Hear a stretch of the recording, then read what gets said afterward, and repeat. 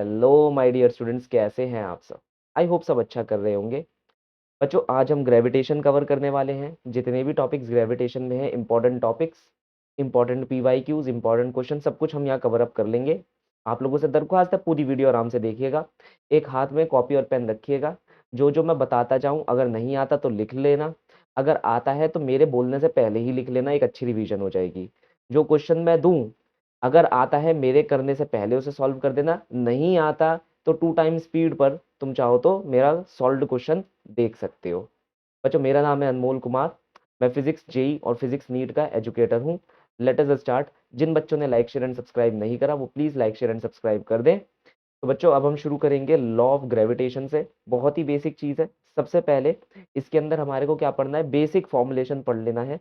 अगर हमारे पास 2 point masses हैं, m1 and m2, these are the 2 point masses and the separation distance in between them is r, then force will be equal to g m1 m2 upon में r square. अब यहाँ पर तो सिर्फ ये मैंने force की वैल्यू लिखी है। आप कह सकते हैं it is the magnitude part of the force, what about the direction part. For example, if you want to get the direction at the m2 point, अगर आप m2 पॉइंट पर चाहते हैं डायरेक्शन निकालना, तो हम क्या करेंगे, यहाँ पर कुछ ना कुछ रेफरेंस लेना पड़ेगा। मैंने अपने m1 को रेफरेंस लिया। आगे जाने वाला जो मेरा डायरेक्शन है, मैंने उसे आर कैप से दिखाया, दैट इज पोजीशन वेक्टर के यूनिट वेक्टर से। देखो, यहाँ पर अगर तुम ये आर देखोगे, ये इन दोनों के बीच का डिफरेंस है। अगर मैंने m1 को अपना ओरिजिन मान लिया, तो m2 कहीं पर भी प्रेजेंट हो, हमारा जो आर है वो इसके कोऑर्डिनेट बता सकता है with respect to the m1। तो actually with respect to the m1 हम m2 के पोजीशन कोऑर्डिनेट्स को देख सकते हैं। और क्योंकि मुझे देखो, कोऑर्डिनेट्स वगैरह से तो कोई मेरा लेना देना है नहीं, मुझे तो सिर्फ डायरेक्शन से लेना देना है कि विद रिस्पेक्ट टू m2 वो कहाँ है, उधर है, इधर है, किस तरफ है। तो मैं यहाँ एक यूनिट वेक्टर डिफाइन कर देता हूँ, जिसे मैंने क्या नाम दिया, आर कैप वेक्टर डिफाइन दिया।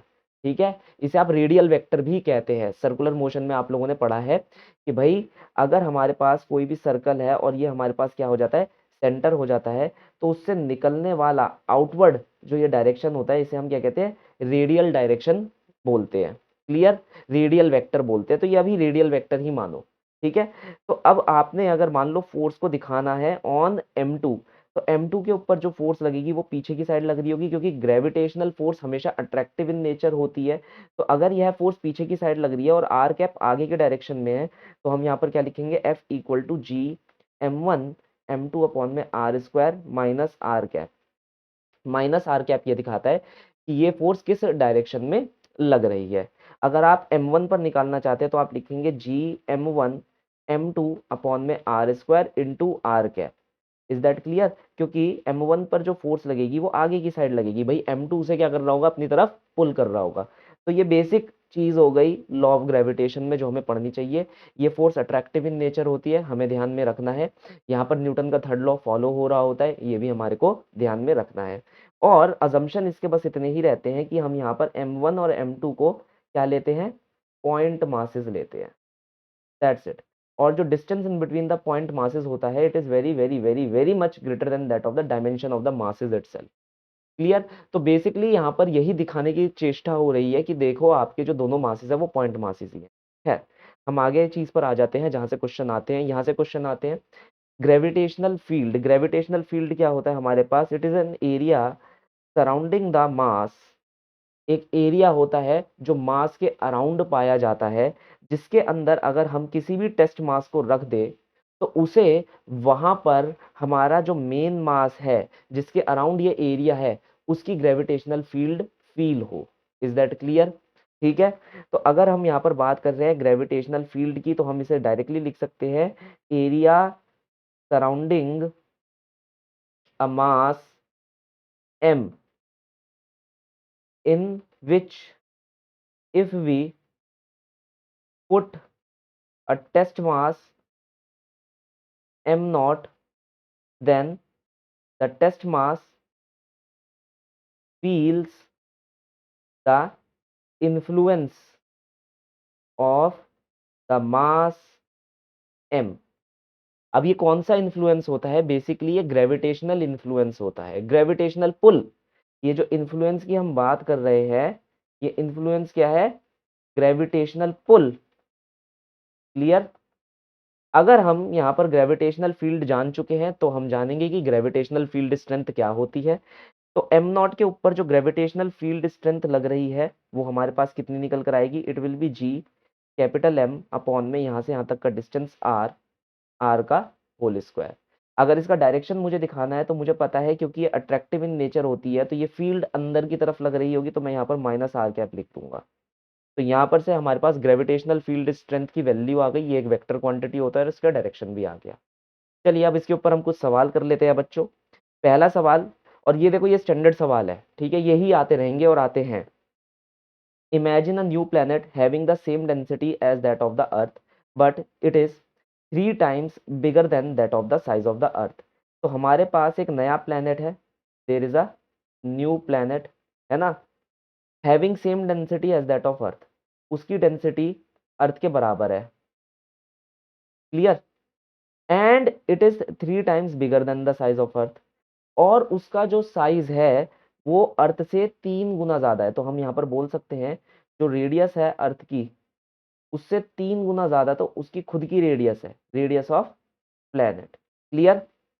हमसे ये बोला गया अगर acceleration due to gravity on the surface of earth is G, अगर अर्थ के सरफेस पे acceleration due to gravity G है और उस प्लेनेट के सरफेस पे acceleration due to gravity G dash है, तो ये दोनों आपस में कैसे रिलेट कर रहे हैं, इनकी रेशो क्या है, सिंपल एज दैट।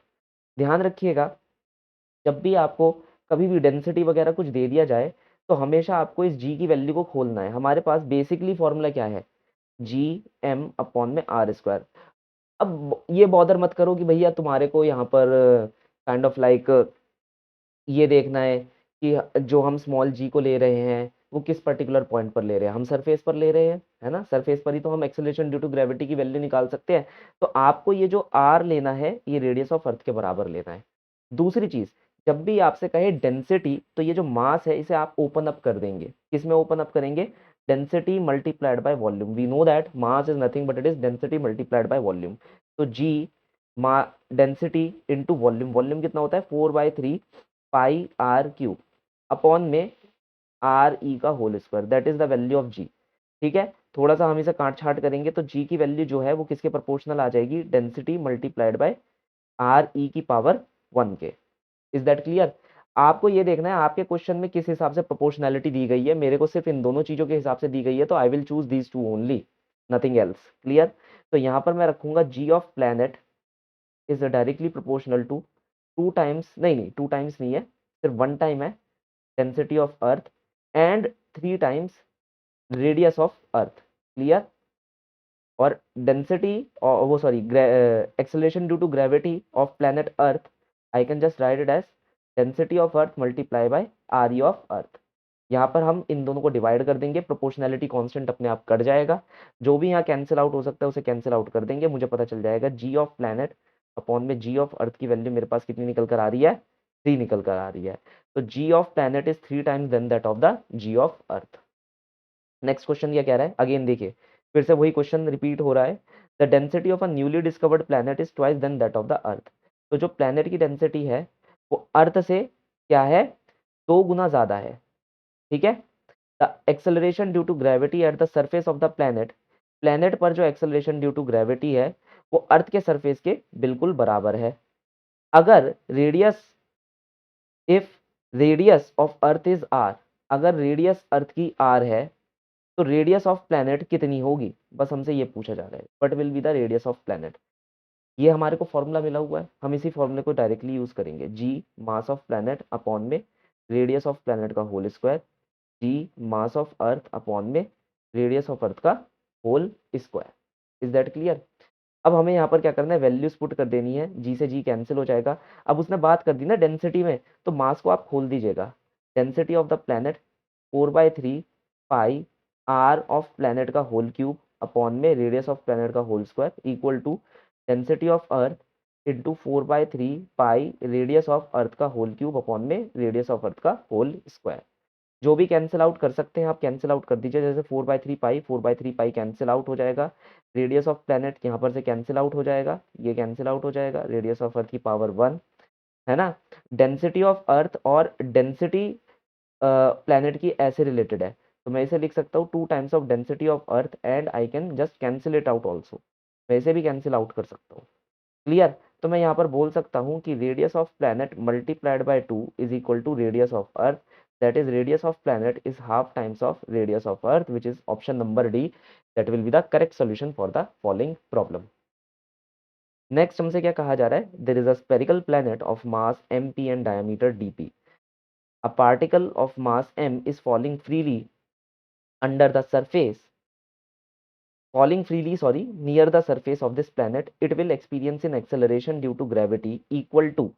तो हमसे पूछा जा रहा है कि मान लो तुम्हारे पास कोई एक प्लेनेट है जिसका मास mp के बराबर है और उसका जो डायमीटर हमारे को दे रखा है वो किसके बराबर है, dp के बराबर है। तो आपको एक्सेलरेशन ड्यू टू ग्रेविटी की वैल्यू यहाँ पर निकालनी है। हम जानते हैं एक्सेलरेशन ड्यू टू ग्रेविटी की वैल्यू होती है G mass of the planet upon में रेडियस ऑफ प्लेनेट का whole cube. We know that कि अगर रेडियस ऑफ प्लेनेट मैं लिखना चाहूँ तो मैं लिख सकता हूँ it is nothing but your diameter of the planet upon में 2। सिंपल रिलेशन है हमारे पास। क्लियर? तो हम यहाँ पर क्या करेंगे, G mass of the planet, अब देखो mass of the planet given है और डायमीटर ऑफ द प्लेनेट, इसे हम ओपन अप कर देंगे, सॉरी ये स्क्वायर होना चाहिए था। तो डी अपॉन में 2 का whole square that is 4 mass of the planet G upon में डी का होल स्क्वायर। तो 4 mass of the planet G upon में डायमीटर का whole square, that is option number A will be the correct solution for the following problem. हमसे पूछा गया था acceleration due to gravity, है ना, मतलब ग्रेविटेशनल फील्ड स्ट्रेंथ हम लोगों से पूछी गई थी, not the value of the force. तो जो बच्चे सोच रहे हैं कि ये भी एक आंसर हो सकता है, नहीं सर, ये तो फोर्स है, ये क्या है, force, not the strength, not the acceleration due to gravity. Clear? चलिए अब हम करेंगे variation of G due to the height h। अगर आपके पास यहाँ पर देखिए दो फॉर्मूले हैं, ध्यान रखिएगा।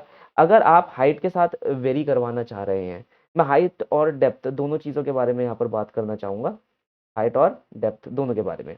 तो चलो पहले तो हम हाइट के बारे में बात कर लेते हैं। तो पहला फॉर्मूला होता है G equal to G not 1 - 2h upon में आर ई। यहाँ पर ध्यान रखिएगा ये फॉर्मूला सिर्फ और सिर्फ तभी यूज करना है जब height is very very less than that of your R E. Clear? ज्यादा बड़ी ना हो तब आपको ये वाला फॉर्मूला यूज करना है, कंपेरेबल ना हो। मेन चीज क्या है, H should not be comparable to r e, ज्यादा कंपेरेबल ना हो जाए। जो कम से कम ये ऐसा हो कि जैसे फॉर एग्जांपल 10% के चेंज के अंदर हो, उससे ज्यादा ना हो, है ना। ये थंब ऑफ रूल हमारे को ध्यान में रखना है, क्योंकि अगर मान लो हाइट आपकी रेडियस ऑफ अर्थ के एक तरीके से कंपेरेबल हो जाती है, जैसे 2 गुनी हो गई, 3 गुनी हो गई, आधा हो गई, तब थोड़ी सी हमारे को प्रॉब्लम देखने को मिल जाती है। यहाँ पर क्या है, जैसे मैं एक एग्जांपल देता हूँ, यहाँ पर जो हाइट है आपकी ऐसे दे देगा 0.01 than that of the radius of earth, है ना, 0.01 than that of the radius of earth, 0.05, 0.03, ऐसे काइंड ऑफ लाइक हमारे को ध्यान में रखना है। वो आपको क्वेश्चन में वैसे पता चल जाएगा, इसमें मुझे बताने की भी जरूरत नहीं है। ध्यान रखना है ये तब यूज करना है जब हमारी जो हाइट होगी वो रेडियस से बहुत ज्यादा ही छोटी है। रेडियस ऑफ अर्थ हमारे पास कितनी हो जाती है, 6400 किलोमीटर हो जाती है, ठीक है, 6400 किलोमीटर। तो मैं दे दूं 105 किलोमीटर, ये यूज करना है, 100 किलोमीटर ये यूज करना है, 200 किलोमीटर ये यूज करना है। लेकिन मैं दे दूं कुछ और, जैसे 6000 किलोमीटर, तो ये यूज नहीं कर सकते। Then you have to use the usual formula, क्या होता है हमारे पास, जी एम अपॉन में आर प्लस एच का होल स्क्वायर। क्लियर? या फिर जी नॉट आर अपॉन में आर प्लस एच का होल स्क्वायर, जो भी फॉर्मूला आपको याद हो इन दोनों में से आप यूज कर सकते हैं। तो नॉर्मल ग्रेविटेशनल स्ट्रेंथ का फॉर्मूला है at a height h just above the surface, तो ये हमारी अर्थ है, तो at a height h just above the surface, यहाँ पर है आप, तो आपको तो सेंटर से दूरी लेनी होती है, इसलिए मैंने यहाँ पर लिखा है आर ई प्लस एच। ठीक है, ये यही वाला फॉर्मूला है where G not is nothing but G not is the acceleration due to gravity at the surface of the earth. तो यहाँ मैं लिख देता हूँ कि G not is acceleration due to gravity on surface of earth, on surface of earth या कोई भी प्लेनेट जहां पर भी आप कंसिडर आउट कर रहे हैं। ठीक है सर। नाउ अब हम देखेंगे भाई डेप्थ के साथ हमारा क्या वेरिएशन है, तो ध्यान रखिएगा। मान लो ये हमारी अर्थ है और डेप्थ, हम डी डेप्थ नीचे की तरफ जा रहे हैं, तो यहाँ पर अगर हम जी की वैल्यू निकालना चाहते हैं, it will be G not 1 - d upon में आर ई। डी आपका सरफेस से होना चाहिए, जैसे एच हमारा कहाँ से होना चाहिए, सरफेस से होना चाहिए, ऐसे ही डी भी आपका कहाँ से होना चाहिए, डी भी आपका सरफेस से होना चाहिए, ये आपको ध्यान में रखना है। बेसिक फॉर्मूले हैं, इसमें ज़्यादा कोई दिमाग लगाना नहीं, ठीक है। Variation of G due to the rotation itself, तो लेट अस कंसिडर, देखो ये इतना ज़्यादा इंपॉर्टेंट नहीं है, फिर भी हमारे को ध्यान में रखना है। ये तो इसने भाई पिज़्ज़ा की स्लाइस बना दी, ऐसे नहीं होना चाहिए, अरे यार, चलो जाने दो। अब ठीक है, तो हमारे पास ये क्या है, ये हमारे पास सेंटर है। देखो मान लो मैं यहाँ पर निकालना चाह रहा हूँ, मैं यहाँ से एंगल ले रहा हूँ, this is the angle theta, है ना। इस इंटेंडेड पॉइंट पर मैं निकालना चाह रहा हूँ कि मेरे पास जी इफेक्टिव की वैल्यू कितनी होगी। तो G effective will be G not minus omega square into radius of earth into cos square theta, आपको ये ध्यान में रखना है। तो अब यहाँ पर क्या है, जैसे मान लो आपके थीटा की वैल्यू 0 डिग्री हो जाती है, तो जी की वैल्यू जी नॉट के बराबर हो जाएगी, है ना। मतलब आप कहा, ओ सॉरी, जी की वैल्यू हो जाएगी G not minus omega square radius of earth, है ना। तो अगर थीटा की वैल्यू आपकी कितनी आ जाती है, 0 आ जाती है, तो यहाँ पर आपकी जी की वैल्यू कितनी हो जाएगी, G not minus omega square radius of earth. Omega क्या है, जिस रेट पर हमारी धरती अपने ही एक्सिस के अबाउट क्या कर रही है, रोटेट कर रही है। क्लियर, एंगुलर वेलोसिटी उसके अबाउट इट्स ओन एक्सिस। तो यहाँ पर अगर तुम वैल्यू देखोगे तो ये जी नॉट में से कुछ कम हो रही है ना। लेकिन वहीं पर अगर आप इस एंगल को 90 डिग्री कर दो, बिल्कुल 90 डिग्री, आप कहाँ पर आ जाते हो बच्चों, पोल पर आ जाते हो। पोल पर एंगल कितना हो जाएगा बढ़कर 90 डिग्री। तो यहाँ पर जी डैश की वैल्यू कितनी हो जाती है, जी नॉट हो जाती है। तो हमें पता चल रहा है इक्वेटर पर सबसे कम वैल्यू ऑफ जी हमारी एग्जिस्ट कर रही है, वेयर एज हमारी पोल पर सबसे ज्यादा वैल्यू ऑफ जी हमारी क्या कर रही है, एग्जिस्ट कर रही है। इक्वेटर से पोल आते हुए हमारी ग्रेविटी की वैल्यू क्या है, घट जाती है। यहाँ पर 9.8 समथिंग होती है, वहां पर 10 होती है। क्लियर। तो हम यहाँ लिख सकते हैं कि यहाँ 9.81 होगा और यहाँ पर कितना होगा, 10 मीटर पर सेकेंड स्क्वायर, मीटर पर second square. That is the formula which we have to remember. क्या ये पूछा जा सकता है, इतना ज्यादा नहीं। अब हम यहाँ पर एक छोटा सा क्वेश्चन करेंगे इसके ऊपर, the height eight which the weight of a body become 1/16 of its weight on the surface of the अर्थ। देखो हमसे कह रहा है कि किस हाइट पर जो वेट है वो 1/16 हो जाता है। वेट का मतलब क्या होता है, वेट का मतलब होता है mg। तो अब नया जो वेट हमारा निकल कर आ रहा है वो आ रहा है 1/16 वेट ऑन द अर्थ। तो हम यहाँ पर लिखेंगे mass into the new gravity, है ना, gravity at height h, 1/16 mass into gravity on the surface. Mass तो चेंज नहीं होता। अब हम यहाँ पर क्या करेंगे, हम यहाँ पर दो फॉर्मूले यूज कर सकते हैं। या तो हम ये यूज कर ले, g is equal to G not 1 - 2h/r, या फिर हम ये वाला यूज कर ले, g is equal to G naught are upon में आर प्लस एच का होल स्क्वायर। मतलब मेरे पास ये दो ऑप्शन है यूज करने के लिए, इनमें से मैं कौन सा यूज करूं। देखो सबसे पहले तो आपको यही वाला यूज करना है, बाय डिफॉल्ट ये वाला यूज करना है। क्वेश्चन में हमें पता नहीं लग पा रहा कि हम अप्रोक्सीमेट क्या करें, तो मैं ये वाला यूज करूंगा। लेकिन अगर मुझे थोड़ा सा भी अंदाजा है कि मैं अप्रोक्सीमेट कर सकता हूं तो मैं ये वाला यूज करूंगा। लेकिन ध्यान रखना है ये ज्यादातर गलत ही आएगा। क्वेश्चन पढ़ते ही हमें पता चल जाएगा कि हमें यही लगाना है इंस्टिंक्ट वाइज भी। और दूसरी बात है यहाँ पर हाइट वाइट का चक्कर दे रखा होगा, हाइट का चक्कर नहीं दे रखा तो इस फॉर्मूले को डिसरिगार्ड करो, इस वाले फॉर्मूले को रखो। और वैसे भी तुम देखोगे यहाँ पर 1/16 डेटा को ध्यान से देखना, 1/16 दे रखा है, 1/16, है ना। और यहाँ पर देखो स्क्वायर आ रहा है, तो कहीं ना कहीं स्क्वायर और ये 4 का स्क्वायर ये दोनों रिलेट करेंगे फॉर्मूले से। बड़ा ये भी जाना जा सकता है कि कौन सा फॉर्मूला हम तुक्के से लगा सकते हैं, जरूरी नहीं कि हर बार हमें पता ही हो कंसेप्ट। सर्टेनली ऊपर वाला लगाने नीचे वाला।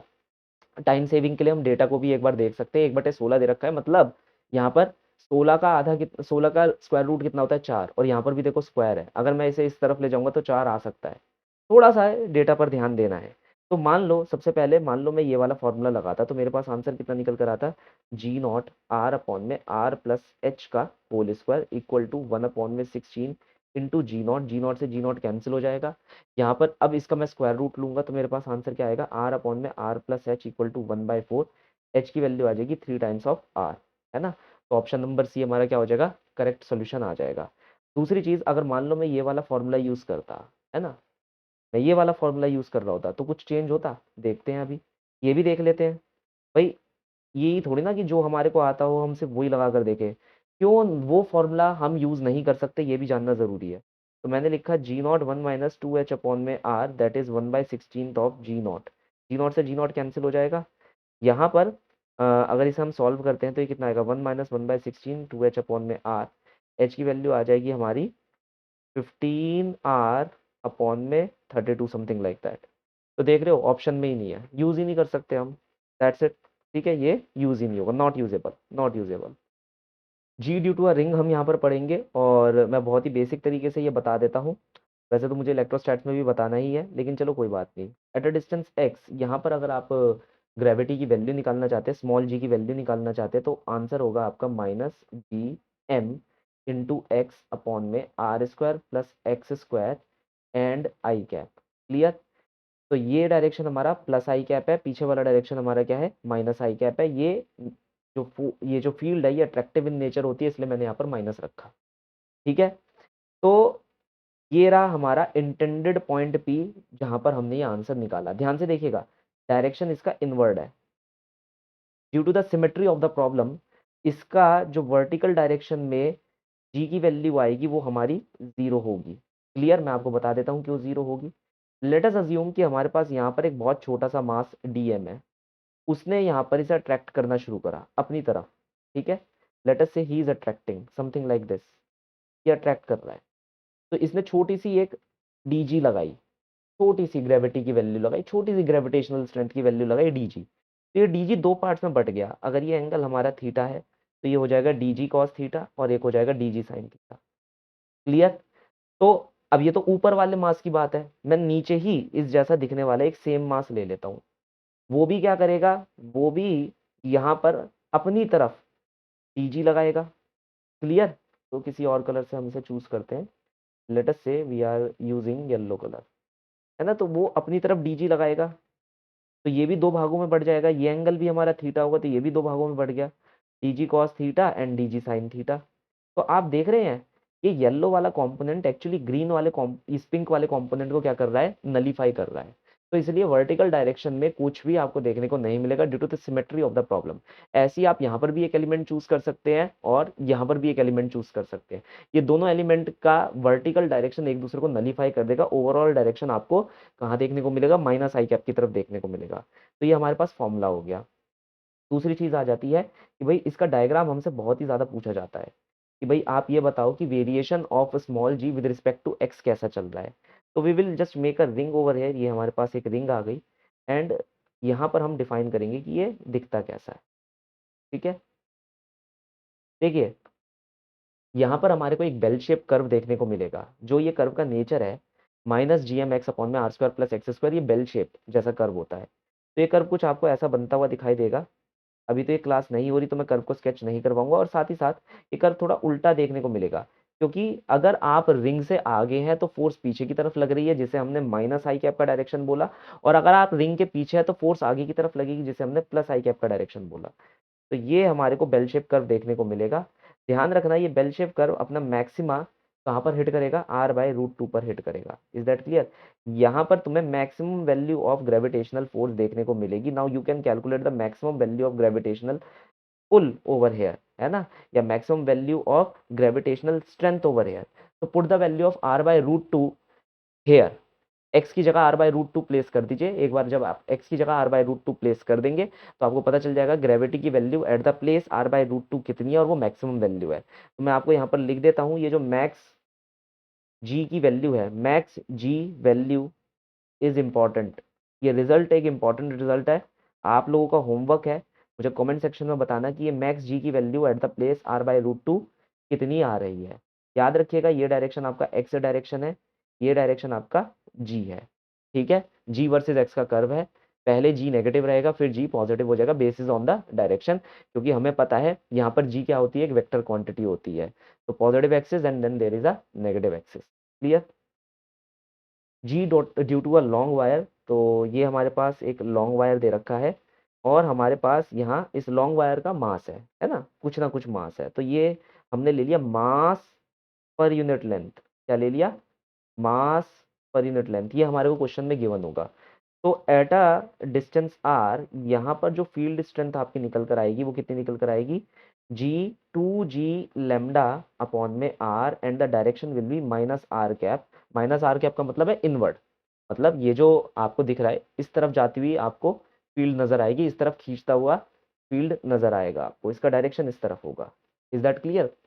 अब इसका क्वेश्चन कैसे आता है मैं आपको एक क्वेश्चन करके यहाँ पर बता देता हूँ। वो आपसे सिंपल क्वेश्चन बोलेगा, कहेगा आपके पास ये एक वायर है, आप r डिस्टेंस अवे हैं, यहाँ पर आपके पास एक छोटा सा मास है जो सर्कुलर मोशन दिखा रहा है। क्या दिखा रहा है? सर्कुलर मोशन दिखा रहा है। फाइंड द स्पीड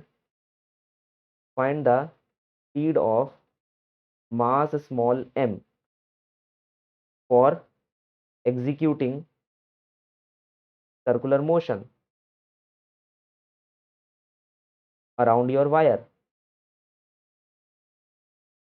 अपने वायर के अराउंड जो वो सर्कुलर मोशन काट रहा है, बताइए किस स्पीड से काट रहा है? हद से हद जो नीट के अंदर देखा गया है वो ये पूछ लेगा। दूसरा सवाल कि टाइम पीरियड ऑफ रेवोल्यूशन, ये तो पूछेगा ही पूछेगा।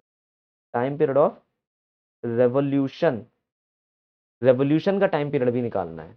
ठीक है, आप लोगों ने ये अपनी बेसिक मॉड्यूल्स के अंदर हर जगह देखे होंगे। Whether you are studying in any institute, मैं आपसे सीधा कह रहा हूँ, आपको ये देखने को मिल जाएगा लेवल 1 के अंदर या फिर लेवल 2 के अंदर। और बाकी तुम्हारे ऊपर है कि सेक्शन ए सेक्शन बी कैसे वो दे रखे होते हैं।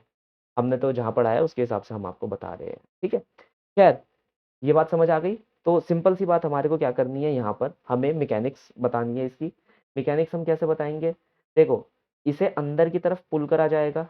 किस फोर्स से पुल करा जाएगा? ग्रेविटी की फोर्स से। अब वो ग्रेविटी की फोर्स हम कैसे निकालेंगे? m इंटू जी। क्लियर?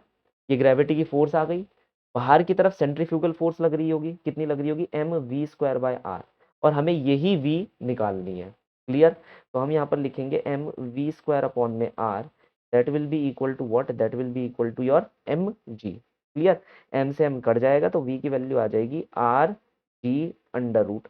अब g की वैल्यू हमारे को यहाँ डिफाइन करनी पड़ेगी। मैंने लिखा r into G, two G lambda upon में r। तो 2g lambda is the value of the speed with which the particular object is revolving around this particular wire. Is that clear? तो ये speed हमने यहाँ पर निकाल ली 2g lambda। अब हमारे को यहाँ पर क्या निकालना है? बेसिकली हमारे को ये देखना है कि भाई इसके अंदर हम टाइम पीरियड कैसे निकाले, टाइम पीरियड हम कैसे निकाले। अब देखो, तुमने स्पीड निकाल ली, तो स्पीड का फॉर्मूला मैं उधर से लेकर इधर ले आता हूँ। ये रही हमारी स्पीड, ये हमारी स्पीड निकल कर आ रही थी। कैलकुलेशंस भी मैं आप लोगों के लिए इधर ही रख देता हूँ। ठीक है, आप लोगों को कोई प्रॉब्लम नहीं आने दूंगा। तो ये रही हमारी कैलकुलेशंस, तो मैं इधर की तरफ ले आया। ठीक है, तो ये रही हमारी कैलकुलेशन। बस आपने यहाँ पर स्मॉल जी की वैल्यू को यहाँ पर रिप्लेस कर देना है। फॉर्मूला मैं आपको पहले ही बता चुका हूँ, डायरेक्शन की कोई ज़रूरत हमारे को नहीं होने वाली। क्लियर? तो ये है हमारे पास आंसर, ये निकल कर आ गया। स्पीड का मतलब क्या होता है तुम जानते हो, from the circular motion itself 2 pi r, where r is the radius of this particular circle upon में the time period। तो टाइम पीरियड की वैल्यू क्या आएगी? 2 pi r अपॉन में योर स्पीड। तो 2 pi r अपॉन में your speed which is 2g lambda. Clear? तो ये हमारे पास क्या निकल कर आ जाएगा? बेसिक फॉर्मूला निकल कर आ जाएगा। किसका? हमारे टाइम पीरियड का। अगेन ध्यान रखना, सर्कुलर मोशन के अंदर जो भी आप यहाँ पर सरकमफ्रेंस काटोगे 2 pi r divided by that particular speed. ठीक है, 2 pi r divided by that particular speed will give you the necessary time period. तो इसमें ये क्वेश्चन बन सकता है। Now let us move to the next topic. ये एक इंपॉर्टेंट टॉपिक हो जाता है, इसके ऊपर क्वेश्चन आने के चांसेस हैं क्योंकि सॉलिड स्फीयर पर पहले ही क्वेश्चन आ चुका है। क्या कह रहा है? There is a spherical shell, है ना। स्फेरिकल शेल के जो ग्रेविटेशनल पुल है या ग्रेविटेशनल फील्ड स्ट्रेंथ है उसे बताओ, और उसके उससे रिलेटेड ग्राफ भी बनाओ। तो ग्राफ का क्वेश्चन आता है, पुल का क्वेश्चन तो इतना ज़्यादा पूछा नहीं जाएगा। तो यहाँ पर क्या है, मान लो this is the centre C, हमने यहाँ 3 पॉइंट चूज करे, पॉइंट नंबर 1 चूज करा, यहाँ पॉइंट नंबर 2 चूज करा, एंड इसके बाहर बिल्कुल यहाँ पर पॉइंट नंबर 3 चूज करा। हमने 3 पॉइंट यहाँ पर ले लिए। जब आप बिल्कुल इनसाइड पर हैं तो यहाँ स्ट्रेंथ की वैल्यू 0 आएगी। जब आप सेकंड पॉइंट पर हैं तो यहाँ पर जो स्ट्रेंथ की वैल्यू आएगी, मैं यहाँ लिख देता हूँ, at point 2 gravitational field strength will be G mass of the shell upon में रेडियस ऑफ द शेल का होल स्क्वायर। क्लियर? अब पॉइंट नंबर 3 पर आ गए, ध्यान से देखना, ये पॉइंट नंबर 3 कितना दूर है सेंटर से? मान लो ये एक्स डिस्टेंस दूर है। भाई पॉइंट नंबर 2 तो रेडियस के बराबर ही था, वो तो रेडियस ऑफ द शेल की दूरी के बराबर ही था, है ना। लेकिन पॉइंट नंबर 3 एक्स दूरी पर है। तो जैसे ही आप पॉइंट नंबर 3 पर आएंगे तो you have to assume that this body is a point body. तो आपको क्या लिखना है? फॉर्मूला वही रहेगा, G mass of the shell upon में सेंटर से लेकर इस पॉइंट तक की दूरी कितनी है? एक्स, तो एक्स स्क्वायर। क्लियर? डायरेक्शन वही इनसाइड की तरफ रहेगा। अब यहाँ पर मेन बात आ जाती है कि हमसे पूछा जाता है ग्राफ, और ग्राफ भी दो तरीके से पूछा जाता है। देखो यहाँ पर मैंने माइनस जी वर्सेस एक्स का ग्राफ बनाया है। माइनस जी ये दर्शाता है कि ये अट्रैक्टिव इन नेचर है, अंदर की तरफ जाने की कोशिश करेगा, that's why I am writing minus G over here, है ना। तो हमारे पास यहाँ पर जो पॉइंट आ जाता है, पॉइंट ऑफ इंटरेस्ट, वो होता है that is radius of the shell itself. क्या? Radius of the shell. हमारा अगर पहले देखा जाए तो पहले फील्ड हमारी जीरो है जब तक हम रेडियस ऑफ द शेल के अंदर अंदर है। मतलब अगर x की दूरी रेडियस ऑफ शेल से कम है तो g का वैल्यू जीरो के बराबर होगा। तो हम उसे यहाँ पर ऐसे दिखा देते हैं, ऐसे देख रहे हो, बिल्कुल चिपका कर ये बताता है कि g की वैल्यू यहाँ पर कितनी है, जीरो। जब आप शेल पर आ जाते हो तो ये कांस्टेंट वैल्यू ले लेता है, कितनी? यहाँ पर हम लिखेंगे G mass of the shell upon में रेडियस ऑफ शेल का होल स्क्वायर, ये इतनी वैल्यू ले लेता है। इसे हम यहाँ एक्सिस पर दिखा सकते हैं, यहाँ दिखाएंगे हम G mass of the shell upon में रेडियस ऑफ द शेल का होल स्क्वायर, ये कांस्टेंट होती है। अब मैं यहाँ पर डॉटेड लाइन बनाऊंगा, ये डॉटेड लाइन ये बताता है कि हमारा ये वाला पॉइंट जो है उसका कोऑर्डिनेट इस वाले एक्सिस पर यहाँ पर है, और उसका कोऑर्डिनेट इस वाले एक्सिस पर यहाँ पर है। ये डॉटेड लाइन का अपना कोई मतलब नहीं होता, ये एक इंडिकेटर लाइन होती है। मेन हमारी सॉलिड लाइन होती है, ये वाली सॉलिड लाइन ये बता रही है कि आपकी रीडिंग पहले जीरो है अगर आप रेडियस के अंदर अंदर हैं। जैसे ही आप रेडियस के बाहर आ जाएंगे तो आपको 1/x² की प्रोपोर्शनैलिटी देखने को मिलेगी। तो हम वो किससे दिखाएंगे? वो हम सॉलिड लाइन से दिखाएंगे, कुछ ऐसे। तो g की वैल्यू इज 1/x² के प्रोपोर्शनल। तो ये आपका टोटल कर्वों का ध्यान रखिएगा, ये सॉलिड लाइन आपके काम की है, ये सॉलिड लाइन आपके काम की है, ये डॉटेड लाइन आपके काम की नहीं है, it is for the indication purpose only. ठीक है, तो ये बिल्कुल आ सकता है सवाल। अब हमारे पास क्या आ जाता है? अब हमारे पास आ जाता है सॉलिड स्फीयर के बारे में। तो सॉलिड स्फीयर का क्वेश्चन हमारा आ चुका है नीट के अंदर, फिर भी मैं इसे करवा देता हूँ डायरेक्टली। हमारा कैसा क्वेश्चन आ चुका है? ग्राफ का क्वेश्चन आ चुका है। सॉलिड स्फीयर के अंदर क्या होता है हमारे पास, क्योंकि मास अंदर भरा हुआ है, तो अगर हम अंदर कोई एक पॉइंट चूज करते हैं विच इज लेट अस से x डिस्टेंस अवे, तो यहाँ पर भी g की वैल्यू निकल कर आती है।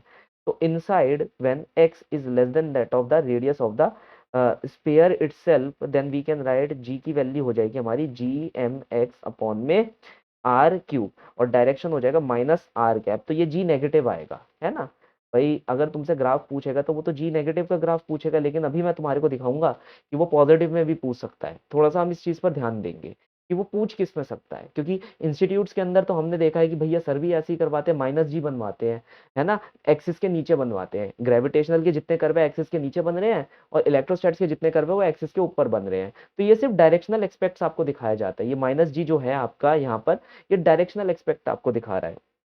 तो पहले तो x की प्रोपोर्शनैलिटी है, फिर आप कहाँ पर आ जाओगे? जब आप सरफेस पर आ जाओगे, यहाँ पर आ जाओगे, रेडियस ऑफ स्फीयर पर आ जाओगे, तो फॉर्मूला कितना हो जाएगा? G mass of the sphere upon में रेडियस ऑफ द स्फीयर का होल स्क्वायर। और अगर आप बाहर की तरफ चले गए, विच इज लेटस से बहुत ही ज्यादा कोई दूरी पर है, वो ये वाई डिस्टेंस की दूरी पर है, तो यहाँ पर आपको अपनी बॉडी को एक पॉइंट बॉडी की तरह ट्रीट करना है, and it will become G mass of the sphere upon में वाई स्क्वायर। यूजुअल हमारा चल रहा है वेरिएशन। अब मैं, आप सोच रहे हो यार मैं x का वेरिएशन दिखा रहा हूँ, मैंने यहाँ पर y लिख दिया, तो ऐसा कुछ नहीं है, आप इसे भी x लिख सकते हो। यहाँ पर बस ये x जो होगा वो रेडियस से थोड़ा सा बड़ा हो जाएगा। अगर आप वैसे लिखना चाहो वैसे लिख दो, ये सिर्फ अंडरस्टैंडिंग की बात होती है अपनी, कि आप कौन सी अंडरस्टैंडिंग यहाँ पर ले रहे हो। यहाँ पर x, मैं इसे x ही ले रहा हूँ, लेकिन क्लेम कर रहा हूँ कि ये x जो है ये हमारी स्फीयर की रेडियस से बहुत ही ज्यादा बड़ा है। Is that clear? अब हम यहाँ पर क्या करेंगे? हमने जब अपने सारे रिजल्ट्स लिख लिए, एक बार हम इस रिजल्ट्स को क्यूमुलेटिवली लिखेंगे। x की वैल्यू रेडियस ऑफ अर्थ से कमजोर है, कम है, तो जी एम एक्स अपॉन में आर क्यूब। x की वैल्यू रेडियस ऑफ अर्थ के बराबर है, तो जी एम अपॉन में आर स्क्वायर।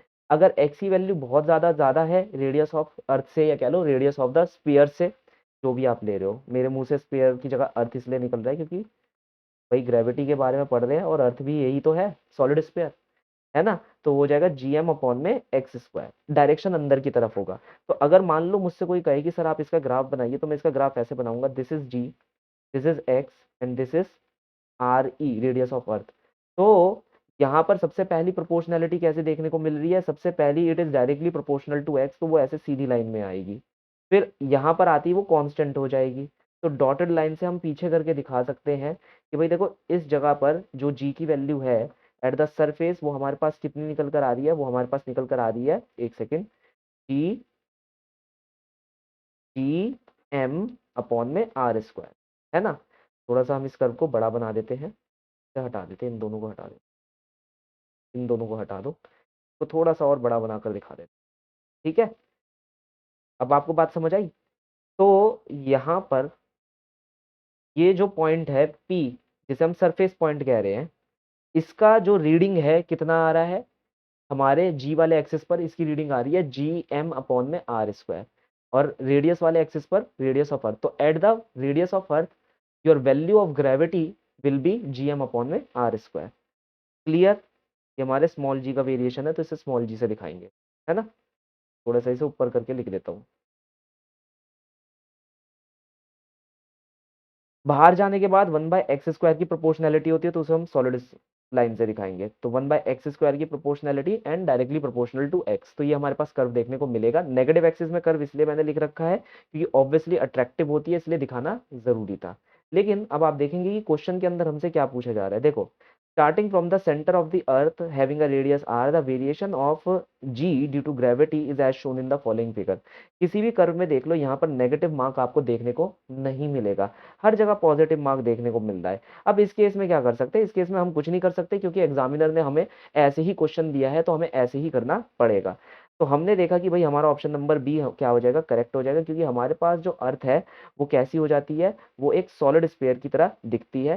तो ये वेरिएशन हमारे को बिल्कुल सेम देखने को मिल रहा है। पहले एक स्ट्रेट लाइन है एंड देन देयर इज चांद टाइप का वेरिएशन। जबकि अगर आप सी को देखोगे तो वो पहले भी चांद टाइप का और बाद में भी चांद टाइप का, ये गलत हो जाएगा, ये गलत हो जाएगा, and this is not matching even. Clear? ठीक है, तो हमने एक्सेलरेशन ड्यू टू ग्रेविटी को यहाँ पर प्लॉट कर दिया। और देखो ये क्वेश्चन आया तो मतलब स्पेरिकल शेल का क्वेश्चन भी आ जाएगा। चलिए पोटेंशियल एनर्जी के बारे में पढ़ते हैं। पोटेंशियल एनर्जी क्या है हमारे पास। ठीक है, पहले तो ये बता दूं मैं आपको कि भाई आपके पास दो टाइप की पोटेंशियल एनर्जी होती है, एक सरफेस एनर्जी, वो सॉरी, एक सेल्फ एनर्जी होती है और एक इंटरेक्शन पोटेंशियल एनर्जी होती है। तो हमारे में इंटरेक्शन पोटेंशियल एनर्जी है। तो इसका मैं ऐसे बताता हूँ आपको हुआ क्या। इंटरेक्शन पोटेंशियल एनर्जी मतलब जो पोटेंशियल एनर्जी अराइज हो ड्यू टू इंटरेक्शन, है ना। अब हमने इलेक्ट्रोस्टैट्स में पढ़ा था क्या, कि भाई हम एक चार्ज को इन्फिनिटी से दूसरे चार्ज के पास लेकर आ रहे हैं, यही पढ़ा था हमने।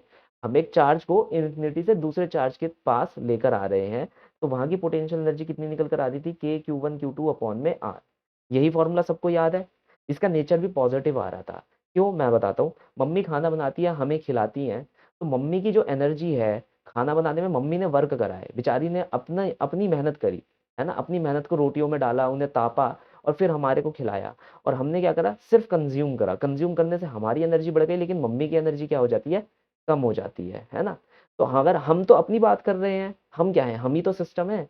दोनों चार्जेस का सिस्टम कौन थे, हम थे। मम्मी ने तो क्या करा, एक्सटर्नली वर्क करा और हमें फीड करा, जिसकी वजह से हमारी इंटरनल एनर्जी बढ़ गई। तो वहां पर उस केस में क्या था, ये आंसर पॉजिटिव आ रहा था। अब जब आप ग्रेविटी की बात करते हैं तो इसके अंदर क्या होता है, एक सेल्फ सस्टेनिंग सिस्टम आ जाता है। जैसे मान लो ये मास m1 है और ये मास क्या होता है m2। m2 कहीं इन्फिनिटी पर होता है, m1 का मन करता है यार m2 वहां पर क्यों घूम रहा है, मेरे पास आ जा। m2 इसे दूर से अपनी तरफ खींचता है, अपने आप को खपाता है, अपने आप को जलाता है, और इसकी वजह से एक सिस्टम बना लेता है m1 और m2 का eight a distance r away, है ना। और ये सिस्टम आपस में इंटरेक्ट कर रहा होता है। मेन चीज क्या आती है इसमें, वर्क किसने करा, इसमें वर्क m1 ने करा। m1 ने वर्क करा m2 को इन्फिनिटी से अपने पास लाने के लिए, इसलिए यहाँ पर जो पोटेंशियल एनर्जी होती है वो होती है -Gm1m2/r। यहाँ माइनस का मतलब ही यही है कि यहाँ पर वर्क इसी ने करा है, जबकि यहाँ पर प्लस का मतलब ये था कि किसी एक्सटर्नल व्यक्ति ने वर्क करा है। यहाँ पर वर्क खुद हुआ है, सिस्टम के द्वारा ही करा गया है, यहाँ पर वर्क है ना। तो मैंने आपको वर्क पावर एनर्जी में, अगर आपने लेक्चर नहीं देखा, ये चीजें बता रखी है। This is the work done by your conservative force and this is the work done by your external.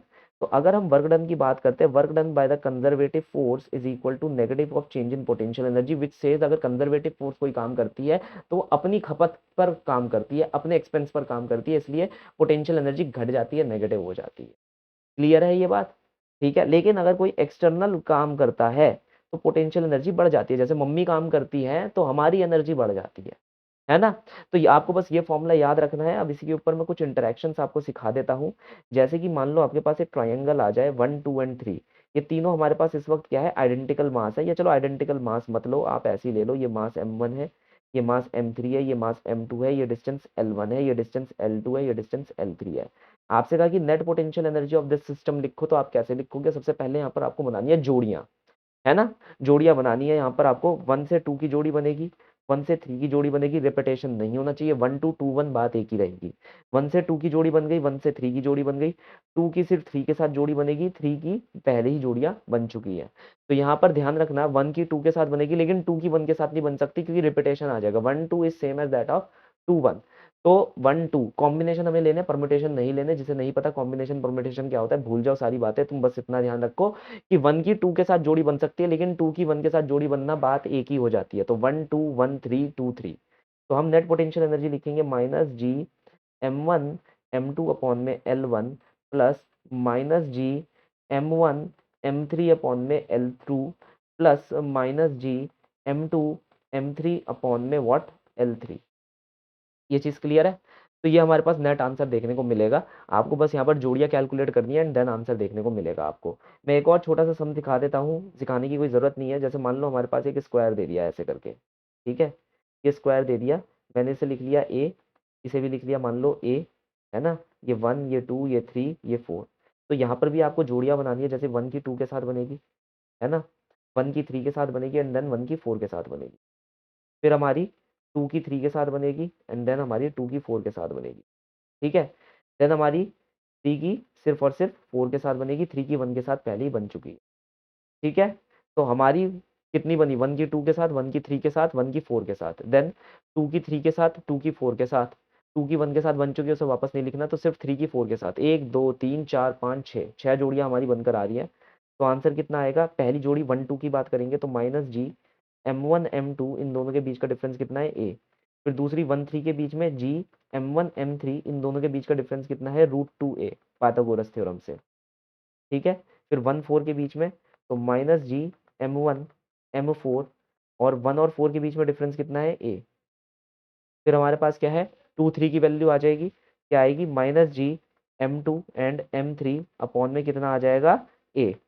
Similarly ऐसे ही आपके पास 2 4 का भी आंसर निकालना है और 3 4 का भी आंसर आप ही को निकालना है। लेकिन फिर भी मैं आपके यहाँ पर लिख कर दे देता हूँ, माइनस जी M2 M4 अपॉन में क्या आ जाएगा? 2 और 4 के बीच में कितना डिफरेंस है भाई? यहाँ पर देख लो, इंपॉर्टेंट है, √2a का डिफरेंस है। तो आप यहाँ पर क्या लिख देंगे? √2a लिख देंगे, तो √2a। फिर आपके पास क्या बचा? लास्ट 3 और 4 बचा, तो माइनस जी M3 M4 अपॉन में a। तो ये ओवरऑल आंसर आपको देखने को मिलेगा फॉर दिस पर्टिकुलर केस। आपको सारी ये चीजें देखनी है, ठीक है? तो ये हमारे पास पोटेंशियल एनर्जी की एक बेसिक इंटरेक्शन पोटेंशियल एनर्जी निकल कर आ जाती है। वैसे तो इसके ऊपर कई सारे सम्स हैं, कि जैसे फॉर एग्जांपल मान लो यहाँ पर मैंने क्या करा, इस सिस्टम को एक्सपैंड करा या कोलैप्स करा, तो बेसिकली हमारे को बताना होता है कि स्पीड कितनी आती है। लेकिन अभी के लिए मैं उस क्वेश्चन को नहीं करवाने वाला, वो इतना इंपॉर्टेंट है नहीं, पूछा भी नहीं जाएगा, ठीक है? जो क्वेश्चन इंपॉर्टेंट है उसके ऊपर हम यहाँ पर बात कर लेते हैं। तो ये एक ऐसा क्वेश्चन है कि जो कि आपकी ग्रेविटेशनल पोटेंशियल एनर्जी और kind of like work power energy, इन सबको मिक्स करके एक क्वेश्चन बनाया गया है, जी वगैरह को मिक्स करके। देखो क्या कह रहा है question, there is a body of mass m which is placed on the earth surface. तो अर्थ सरफेस पर हमने एक बॉडी जिसका मास m है, उसे हमने क्या करा? प्लेस करा। It is then taken from the earth surface to a height h equal to 3r। तो मैं उसे एक particular height h equal to 3r तक ले गया। ध्यान रखना, this height is very much comparable to the radius of the earth, so we can not use mgh over here, ठीक है? mgh का यूज यहाँ पर हम नहीं करने वाले, क्योंकि h is 3 times than that of the r। You have to find manually what is the gravitational potential energy over here from the center of the earth itself, ठीक है? तो यहाँ पर पूछा गया then find the change in the gravitational potential energy. तो point number 1 और point number 2 के बीच में जो ग्रेविटेशनल पोटेंशियल एनर्जी का चेंज आया वो हम निकालेंगे। देखिए, जब भी आप स्पेयर को चूज करते हैं और जब भी आप स्पेयर के बिल्कुल कह लो यहाँ पर बैठे होते हैं, है ना, बिल्कुल सरफेस पे बैठे होते हैं, तो इन दोनों के बीच में डिस्टेंस कितना आ जाता है? r। मान लो ये मास m है और अर्थ का मास हमारा me है, तो पोटेंशियल एनर्जी कितनी आ जाएगी? Minus G mass of earth small mass of the object upon में radius of the earth. Clear? जब आप पॉइंट नंबर 2 पर पहुंच गए, पॉइंट नंबर 2 कहाँ है? पॉइंट नंबर 2 तो ऊपर की साइड है, ये रहा आपका पॉइंट नंबर 2। ये कितना दूर है फ्रॉम द सेंटर? अगर ये 3r की दूरी पर है from the surface itself, from the centre ये कितना हो जाएगा? 4r की दूरी पर हो जाएगा। कितना हो जाएगा ये फ्रॉम द सेंटर? 4r की दूरी पर हो जाएगा। ध्यान रखना, अगर सरफेस से यहाँ तक की दूरी 3r है, तो फ्रॉम द सेंटर से लेकर यहाँ तक की दूरी 4r रहेगी। आपको सेंटर से चूज करना है। तो यहाँ पोटेंशियल एनर्जी कितनी हो जाएगी, minus G mass of earth mass of the object upon में 4r। उसने का चेंज निकालिए, चेंज निकालेंगे हम delta U minus G M E M upon में 4r minus G M E M और एक नेगेटिव लगा देता हूँ इसका अपॉन में आर ई। भाई ये यू फाइनल है, ये यू इनिशियल है, मैंने बस यहाँ पर यही करा, you final minus you initial. Clear? ठीक है, इसे थोड़ा सा हम यहाँ से हटा देते हैं। आप ये बात समझिए, बस हम यहाँ पर क्या कर रहे हैं, मैं फिर से लिख देता हूँ, you final minus you initial कर रहे हैं, तभी तो डेल्टा यू निकल कर आएगा, है ना। तो हमने यहाँ पर क्या लिखा कि delta U will be equal to U final कितना हो जाएगा, minus G mass of earth mass of the object upon में 4r माइनस इनिशियल हमारे पास कितना निकल कर आ रहा है, इनिशियल हमारे पास निकल कर आ रहा है minus G mass of earth mass of object upon में रेडियस ऑफ अर्थ, क्योंकि वो अर्थ के ऊपर पड़ा हुआ है। क्लियर? मैं फिर से एक बार यहाँ पर दिखा देता हूँ, इनिशियली वो यहाँ पर था तो रेडियस ऑफ अर्थ हमारे को लेना है, फाइनली वो यहाँ पर आ गया तो 4r ही लेना है। तो final energy minus initial energy, final initial, इसे अगर हम कैलकुलेट कर लेते हैं तो G M E M upon में are E minus 1/4 plus 1 that is 3/4। ठीक है, तो हमारे पास अभी रुक जाओ, अभी आंसर पूरा नहीं आया है, 3/4 आ गया, लेकिन अभी इसको लिखना कैसे है इसको ध्यान देना। हमने लिखा यहाँ पर 3/4 G mass of earth mass of object upon में रेडियस ऑफ अर्थ। मैं यहाँ पर बड़ी चालाकी से क्या करूंगा, रेडियस ऑफ अर्थ से मल्टीप्लाई रेडियस ऑफ अर्थ से डिवाइड कर दूंगा। क्यों ऐसा करूंगा अभी तुम्हें पता चल जाएगा। तुम्हें नहीं लगता यार इतना हिस्सा जो है, इतना हिस्सा ये acceleration due to gravity on the earth surface के बराबर है, तो आंसर आएगा 3/4 जी एम आर ई। ठीक है, तो जो बच्चा सोच रहा था कि एम जी एच लगा दूंगा वो गलत हो गया। यहाँ पर आपने देखा आपका जो ऑप्शन हमारा है वो 3/4 आ रहा है, यहाँ पर 1/4 का आ ही कैसे रहा है, ये ऑप्शन आ कैसे रहा है, ये ऑप्शन इसी मेथड की वजह से आ रहा है। चलिए एक और नेक्स्ट क्वेश्चन हम यहाँ पर करते हैं। Body attain a height equal to the radius of the earth, है ना, we can not use that particular formula M G H now because height is comparable to that of the radius of the earth. ये ध्यान रखना। The velocity of the body with which it is being projected is, तो अब ये कह रहा है कि किस वेलोसिटी से मैंने अपनी बॉडी को प्रोजेक्ट करा ताकि उसने वो हाइट अटेन करी। तो यहाँ पर क्या हो गया, वर्क पावर एनर्जी का आपको यूज करना है और ग्रेविटेशन का यूज करना है एक साथ। तो ये हमारे को क्या दे दी, मदर अर्थ दे दी। यहाँ पर हमारे पास एक ऑब्जेक्ट है जिसकी वेलोसिटी v के बराबर है, मैंने इससे फेंका तो इसने एक हाइट अटेन करी जो कि रेडियस ऑफ अर्थ के बराबर है। तो from the center of the earth it is 2re। मेरे पास एक पॉइंट ए हो गया, मेरे पास एक पॉइंट बी हो गया, 2 पॉइंट हो गए मेरे पास। मैं एनर्जी डिफाइन करूंगा जैसे कि मैंने वर्क पावर एनर्जी में आपको सिखाया था, अगर आपने लेक्चर नहीं देखा तो देख लीजिए, बहुत ही बेनिफिशियल लेक्चर है, बाकी मर्जी आपकी है। ठीक है, ए पॉइंट पर हमारे पास एनर्जी कितनी है फेंकने की, half M V square, gravitational potential energy कितनी है माइनस जी मास, देखो mass of earth into mass of the object, तो कैपिटल मास एम लिखो तो वो मास ऑफ द अर्थ समझना, अपॉन में रेडियस ऑफ द अर्थ, क्योंकि आप यहाँ पर हो कितनी दूरी पर, रेडियस ऑफ द अर्थ की दूरी पर। जब आप पॉइंट नंबर बी पर आ जाओगे तो पॉइंट नंबर बी पर क्या होगा, आपको लिखना है यहाँ पर आके आपकी वेलोसिटी जीरो हो गई तो काइनेटिक एनर्जी आपकी जीरो हो जाएगी, लेकिन पोटेंशियल एनर्जी कितनी हो जाएगी, G mass of earth mass of object upon में 2re। ये चीज क्लियर, ये एनर्जी इसके बराबर होनी चाहिए क्योंकि कंजर्वेशन ऑफ एनर्जी हमेशा चलता रहता है। तो half M V square plus minus G mass of earth mass of object upon में radius of earth should be equal to what, should be equal to this particular amount of potential energy which is minus g mass of earth mass of object upon में 2 times of radius of earth. Now you have got this particular expression, can you find the velocity v and write it into the comment section. comment section में मुझे लिखकर बताइए कि इस v की value क्या आ रही है, मैं यहाँ पर आपके लिए ये एक्सप्रेशन लिखकर छोड़ देता हूँ। Is that clear to all? The acceleration due to gravity on the planet A is 9 times than that of the acceleration due to gravity on the planet B. हाँ व्हाट इज हैपनिंग कि planet ए के ऊपर जो आदमी है वो 2 metre तक jump करता है, तो प्लेनेट बी के ऊपर वो कितने मीटर तक जंप कर पाएगा। हो क्या रहा है यहाँ पर, देखो एक चीज हमें ध्यान में रखनी है, आदमी का जंप करने का जो कैपेसिटी है दोनों प्लेनेट पर सेम रहेगा, लेकिन जो प्लेनेट पर वो हाइट कवर करेगा वो डिफरेंट होगी। तो वर्किंग कैपेसिटी इज सेम, मतलब आदमी जब जंप कर रहा होगा किसी भी एक प्लेनेट पे तो उसकी जंपिंग, उसकी एनर्जी, मसल्स की एनर्जी किस में कन्वर्ट हो जाएगी, काइनेटिक में। ठीक है, और ये सेम रहेगी दोनों के लिए। तो हम यहाँ पर कह सकते हैं, मान लो कोई भी एक आर्बिट्री प्लेनेट लिया हमने, प्लेनेट एक्स, हमारा आदमी जंप करेगा तो वो इतनी काइनेटिक एनर्जी से जंप करेगा और h हाइट तक अटेन कर लेगा।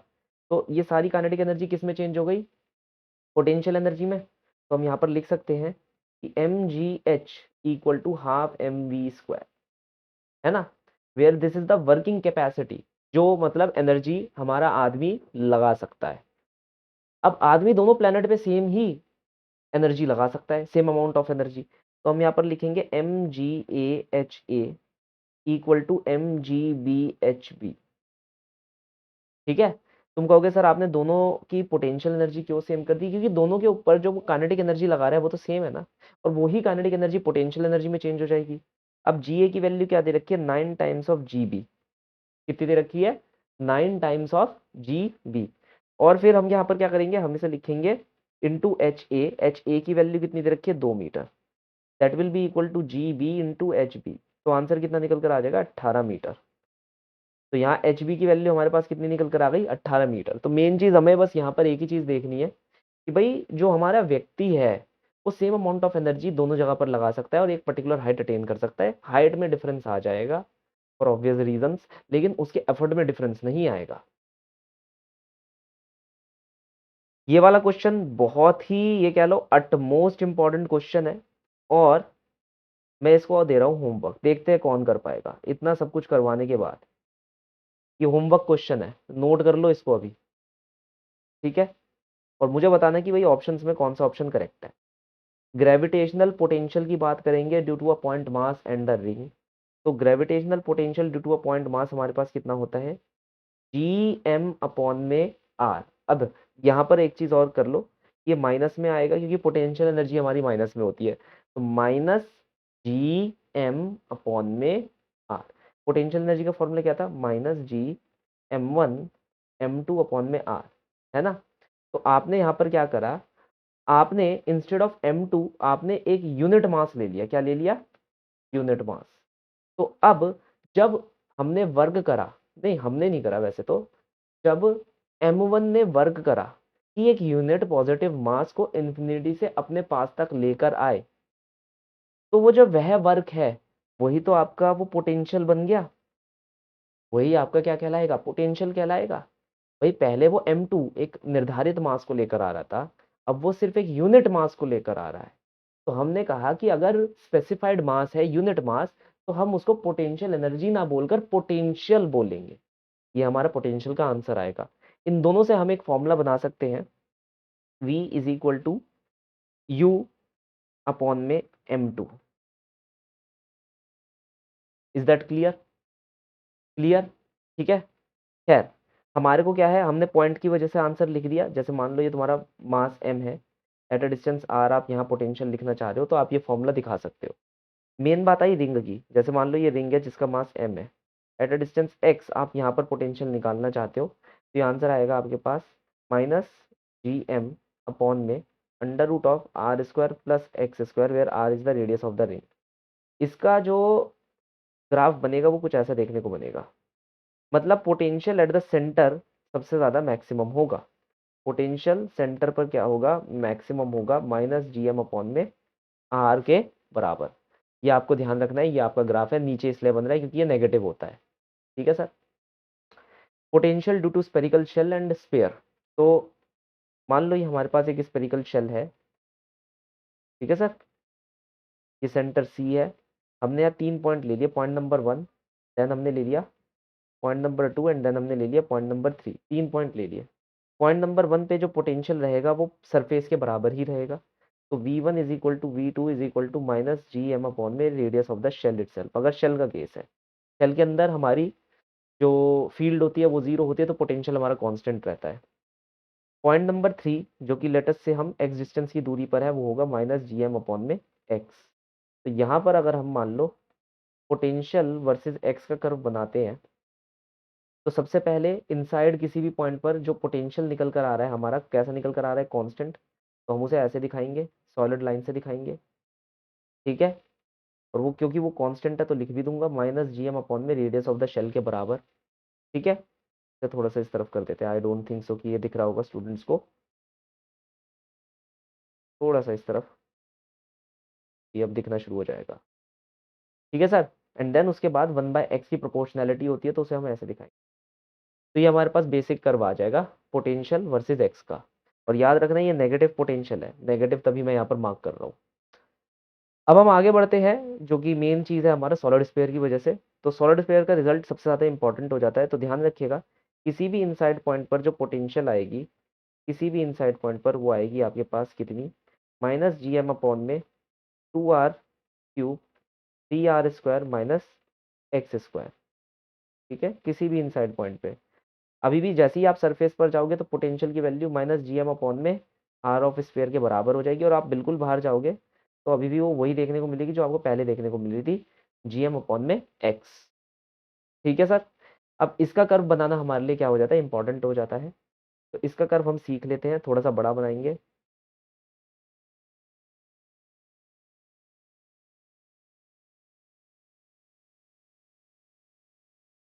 ठीक है सर, ये रेडियस ऑफ द स्फीयर के बराबर है। डॉटेड लाइन मार देते हैं क्योंकि हमारे को यहाँ की सबसे ज़्यादा ज़रूरत पड़ती है।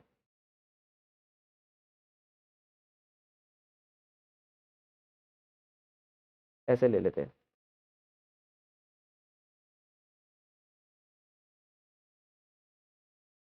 ठीक है सर, चलो अब बनाते हैं। अगर आप सेंटर पर हो, ध्यान रखना पोटेंशियल इनसाइड वाले पॉइंट पर कितनी आएगी, -gm में 2r³ 3r² -x²। आप जब सेंटर पर होंगे तो x की वैल्यू 0 आ जाती है सेंटर के लिए, तो आपका आंसर यहाँ से शुरू होता है। कितना होगा, -3/2 में r के बराबर। जब आप सरफेस पर आ जाओगे तो आपका आंसर होगा -gm में r के बराबर। और बाहर तो हमारा variation inversely proportional to x चल रहा है, तो ऐसे ही चलेगा।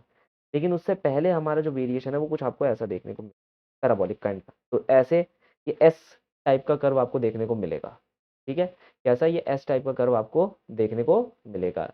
ये कर्व सबसे ज़्यादा इंपॉर्टेंट कर्व है, which is the potential versus x का कर्व। और ये पोटेंशियल नेगेटिव है तो इसे नेगेटिव एक्सिस में दिखा रहे हैं। ये आपको ध्यान में रखना है, ये हमेशा पूछा जाता है। एस्केप वेलोसिटी का मतलब क्या होता है, एस्केप वेलोसिटी का मतलब होता है वह मिनिमम वेलोसिटी जो आपको चाहिए किसी भी प्लेनेट पे रहते हुए, ताकि उसके ग्रेविटेशनल पुल से आप 100% निकल सके। तो अगर आप अर्थ की बात कर रहे हैं तो इसका फॉर्मूला होता है 2g mass of earth upon में रेडियस ऑफ अर्थ के बराबर। क्लियर, ये हो गई आपकी escape velocity, simple as that. अगर प्लेनेट के बारे में लिखना है तो mass of the planet and radius of the planet लिख दीजिएगा। For a satellite escape velocity is 11 kilometre पर second. If the satellite is launched at an angle of 60 degree with the respect to the vertical, then the escape velocity will be। escape velocity को angle of projection से मत मापिएगा, angle of projection का escape velocity पर कोई असर नहीं होता, तो जितनी थी उतनी ही रहेगी। यहाँ लिख लो, escape velocity is not being affected, या कह लो is independent, is independent of angle of projection। वो एंगल ऑफ प्रोजेक्शन की क्या रहती है, इंडिपेंडेंट रहती है। That is the most important thing which you have to write down. Black hole is an object whose gravitational field is so strong that even light can not escape from it, है ना। तो what we have to do is that if we want to make earth as a black hole, then what should be the radius of the earth. मजेदार बात है।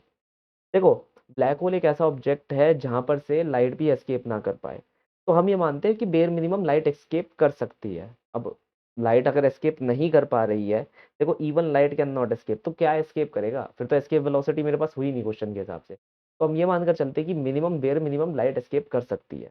तो हमारी जो escape velocity है इस केस में स्पीड ऑफ लाइट के बराबर हो जाएगी। और क्योंकि हमने अर्थ को कॉन्ट्रैक्ट करा है, तो 2g mass of earth upon में the new radius of earth. हमें ये जो न्यू रेडियस ऑफ अर्थ है ये निकालनी है। क्लियर, हमारे को क्या निकालनी है, ये न्यू रेडियस ऑफ अर्थ हमारे को निकालनी है। एस्केप वेलोसिटी किसके बराबर हो जाएगी, सी के बराबर हो जाएगी। मास ऑफ अर्थ आपको क्या है यहाँ पर गिवन है। कोई मुझे बता सकता है कि न्यू रेडियस ऑफ अर्थ कितनी आएगी, बहुत ही इंटरेस्टिंग क्वेश्चन है, कैलकुलेटिव क्वेश्चन है, येट बहुत ही इंटरेस्टिंग क्वेश्चन है। जो मुझे बताएगा कमेंट सेक्शन में उसको तो रिप्लाई मिलेगा ही मिलेगा। ठीक है, ठीक है बच्चों। अपने आप बताइएगा भाई इनमें से कौन सा ऑप्शन है, मैं बताऊंगा कि हाँ देखो ये ऑप्शन इस बच्चे ने सही करा है। ठीक है, नेक्स्ट वीडियो के अंदर हम उसे इंट्रोड्यूस भी करेंगे बच्चे को। Ratio of the escape velocity from the earth is VE, escape velocity at the planet is VP, whose radius and mean density are twice than that of the earth, है ना। तो हमसे पूछा गया अर्थ की एस्केप वेलोसिटी अपॉन में planet की escape velocity की रेशियो निकालो। गिवन है कि जो प्लेनेट है वहां पर जो डेंसिटी है, density of the planet is twice than that of density of earth. तो हमारे पास एस्केप वेलोसिटी का फॉर्मूला कितना होता है, 2g mass of planet upon में रेडियस ऑफ प्लेनेट। मैंने बोला क्या था, जब भी तुम्हें डेंसिटी वगैरह जैसा वर्ड मेंशन हो जाए, तुम्हें सिंपल सा क्या करना है, तुम्हें सिंपल सा यहाँ पर इसे खोल कर रख देना है, 4/3 पाई रेडियस ऑफ प्लेनेट का होल क्यूब। तो एस्केप वेलोसिटी किसके बराबर आ रही है, 2g rho 4/3 pi radius of planet का होल क्यूब अपॉन में रेडियस ऑफ प्लेनेट। तो ये दोनों कैंसिल हो जाएंगे और यहाँ क्या आ जाएगा, स्क्वायर आ जाएगा। अब आपको अर्थ अपॉन में प्लेनेट का लिखना है, किसका लिखना है, अर्थ अपॉन में प्लेनेट का, provided this data is given to you, है ना।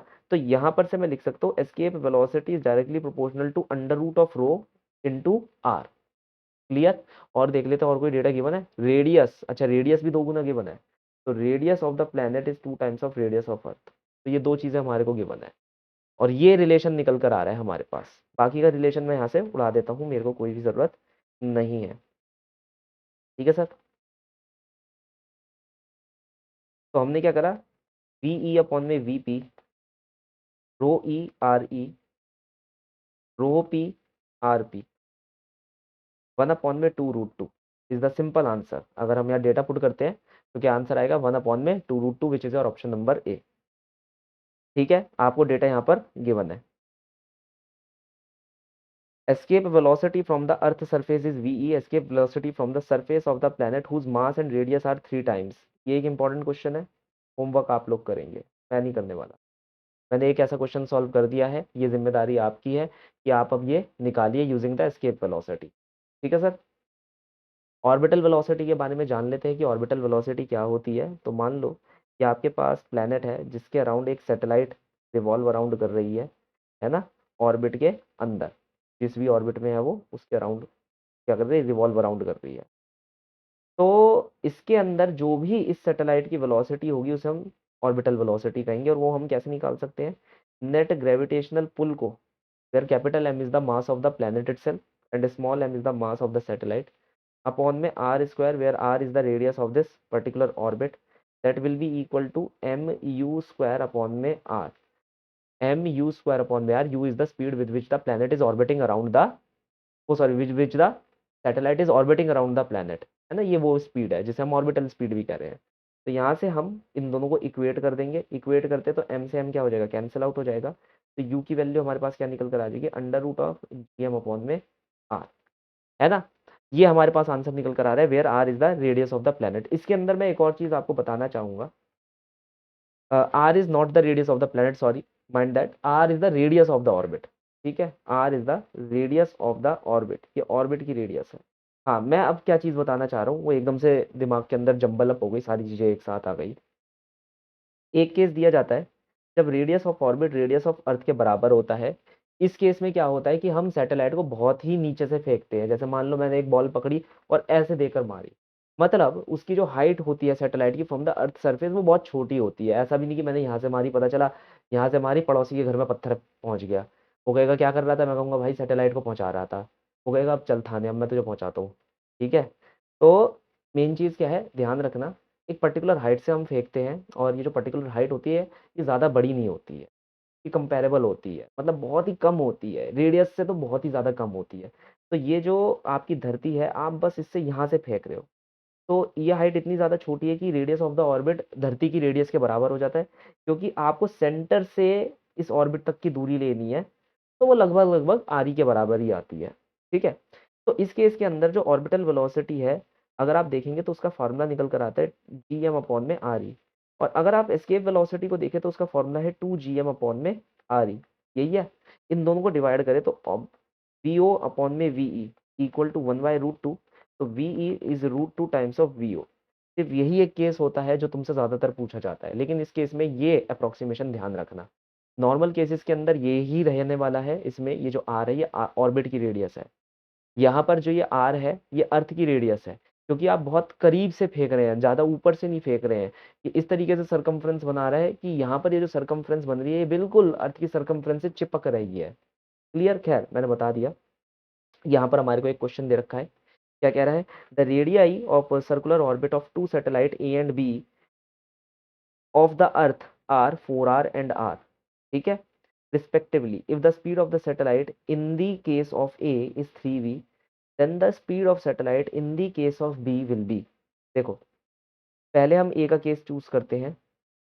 A के केस में वो क्या कह रहा है? Radii of the circular orbit 4r है, ये U के बराबर है। U की वैल्यू हम कितनी लिखेंगे? Orbital G mass of the planet upon में radius of the orbit which is 4r। तो ये यू ए की वैल्यू निकल कर आ गई, और यू ए की वैल्यू उसने कितनी दे रखी है? 3v। अब बी के लिए हम देखेंगे, बी के लिए कितना डिस्टेंस है? आर के बराबर है, तो यू बी कितना हो जाएगा? जी एम अपॉन में आर, है ना। अगर तुम इसे थोड़ा सा सॉल्व करते हो तो तुम्हारे पास आंसर कितना निकल कर आता है? 1/2 बाहर आ जाएगा, G mass of planet upon में आर। ये और यू बी का एक्सप्रेशन बिल्कुल सेम है, तो आप यहाँ पर क्या लिख सकते हो? आप लिख सकते हो कि भाई U A is equal to half of times of U B, और यू ए की वैल्यू हमने अभी अभी लिखी है, कितनी है? 3v के बराबर है। Half of times of U B, तो यू बी की वैल्यू कितनी आ गई? 6v के बराबर आ गई। That is 6v will be the correct solution for the following problem. ठीक है, बहुत ही सिंपल सा डेटा था, बस आपको दोनों को पुट करना है, रेशो निकालनी है, आंसर आ जाएगा। Total energy, kinetic energy, potential energy, binding energy of the orbit. तो पहले हम काइनेटिक एनर्जी से शुरू करते हैं। 1/2 मास इंटू ऑर्बिटल वेलोसिटी का होल स्क्वायर। पोटेंशियल एनर्जी की बात करेंगे, -g mass of the planet, mass of the satellite upon में radius of the orbit. Total energy की बात करेंगे तो ध्यान रखना, टोटल एनर्जी पोटेंशियल एनर्जी का आधा होता है, और जो काइनेटिक एनर्जी होती है वो भी पोटेंशियल एनर्जी की आधी होती है। टोटल एनर्जी में हमारे को साइन इंटैक्ट रखना होता है, that is total sign should be negative, overall sign negative आए। नेगेटिव ये बताता है कि सिस्टम हमारा बाउंडेड है ना। सिस्टम हमारा कैसे बाउंडेड है, मतलब एक साथ जुड़ा हुआ है और मोशन दिखा रहा है, वो प्लेनेटरी मोशन दिखा रहा है। क्लियर?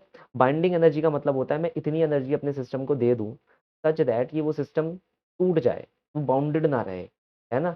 या फिर जब सिस्टम बाउंड हो रहा था, एक जगह आ रहा था, तो कितनी एनर्जी यूनिवर्स के अंदर रिलीज हुई ताकि वो सिस्टम पास में आ सके, सिस्टम वापस बन सके। जैसे हमारे पास यहाँ पर टोटल एनर्जी कितनी निकल कर आ रही है? नेगेटिव निकल कर आ रही है। तो इसका मतलब है कि भाई अगर मैं अपने सिस्टम को इतनी अमाउंट की पॉजिटिव एनर्जी दे दूंगा तो टोटल एनर्जी सिस्टम की कितनी हो जाएगी? 0। तो जितनी ये एनर्जी है, अगर मैं इस अमाउंट की पॉजिटिव एनर्जी अपने सिस्टम को दे दूंगा तो प्लेनेट अलग चला जाएगा, सैटेलाइट अलग चली जाएगी, ये दोनों अलग अलग हो जाएंगे। क्लियर? Is that clear? और साथ ही साथ इसका नेगेटिव होने का मतलब ये भी है कि जब ये सिस्टम बन रहा था, प्लेनेट और सैटेलाइट का सिस्टम बन रहा था, तो इतनी एनर्जी यूनिवर्स के अंदर रिलीज हो गई थी ताकि ये सिस्टम बाउंडेड बन सके। तो वो जो एनर्जी रिलीज हुई है उसे हमने क्या कहा? Binding energy, energy needed to bind the system, तभी तो वो रिलीज हुई है। क्लियर? ये आंकड़े आपको ध्यान में रखने हैं। इसके ऊपर हम एक छोटा सा क्वेश्चन करेंगे, satellite of mass m is revolving around the अर्थ। अच्छा, इसके ऊपर मैं एक छोटी सी और चीज करवा देता हूँ, इसका यार ग्राफ है वो बनवाना था, दिमाग से निकल गया अभी, है ना। ध्यान रखना। देखो, हमसे पूछा जाता है काइनेटिक एनर्जी का ग्राफ, पोटेंशियल एनर्जी का ग्राफ, इन सब का ग्राफ हम लोगों से पूछा जा सकता है ना। अगर आप देखेंगे मैंने लिखा है काइनेटिक एनर्जी जो है पोटेंशियल एनर्जी की आधी है, तो 1/2 की मास of the planet mass upon में रेडियस ऑफ द ऑर्बिट। ठीक है, तो अगर हम एनर्जीज वर्सेस आर का कर्व बनाए तो पहला, ये तो काइनेटिक एनर्जी का बन गया, सेम यही कर्व बनना चाहिए लेकिन नेगेटिव के अंदर, किसका? टोटल एनर्जी का। टोटल एनर्जी काइनेटिक एनर्जी की नेगेटिव होती है, दोनों सेम है, पोटेंशियल एनर्जी के आधे। तो पोटेंशियल एनर्जी इसका 2 गुना है, तो आप एक 2 गुना कर्व बना दीजिए, ये पोटेंशियल एनर्जी का कर्व है। सारे के सारे कर्व चांद जैसे कर्व इसलिए हैं क्योंकि आप यहाँ पर प्रोपोर्शनैलिटी देख लीजिए, 1/r0 की प्रोपोर्शनैलिटी है, 1/r की प्रोपोर्शनैलिटी हमें देखने को मिल रही है। अब करते हैं ये वाला सवाल। Satellite of mass m is orbiting around the earth in a circular orbit with a velocity v. What will be the total energy? Total energy पूछ रहा है हमसे, कितनी होगी? पहली बात है ये गलत, ये गलत, ये गलत, ये सही हो जाएगा क्योंकि आंसर नेगेटिव में आ रहा है। फालतू में मैं क्या कैलकुलेट करता रहता। यार ये देखो ना, आंसर नेगेटिव आ रहा है, तुम ऑप्शंस अपने आप देखो, इतना सब कुछ पढ़ने समझने की क्या जरूरत है, जब हमारे को एक बेसिक चीज बताए भाई टोटल एनर्जी नेगेटिव आनी चाहिए, सैटेलाइट है, बाउंडेड है, तो बात खत्म, टोटल एनर्जी नेगेटिव आएगी, तो यही आंसर होना चाहिए, इतना सोचने की जरूरत ही नहीं है। खैर, अब हम यहाँ पर करते हैं कुछ बातें इलिप्टिकल पाथ की, जो कि बहुत ज़्यादा इंपॉर्टेंट हो जाती है। तो इलिप्टिकल पाथ हमारा कैसा होता है, फॉर ऑब्वियस रीजन वो इलिप्स जैसा दिखने की कोशिश करता है, और ये इलिप्स ही होता है, दिखने की क्या कोशिश करेगा। तो इलिप्टिकल पाथ में आपको ये चीज़ ध्यान रखनी है, मैं आपको बनाकर दिखा देता हूँ, ये एक्चुअली मेन इंपॉर्टेंट चीज़ें हैं। क्या सर?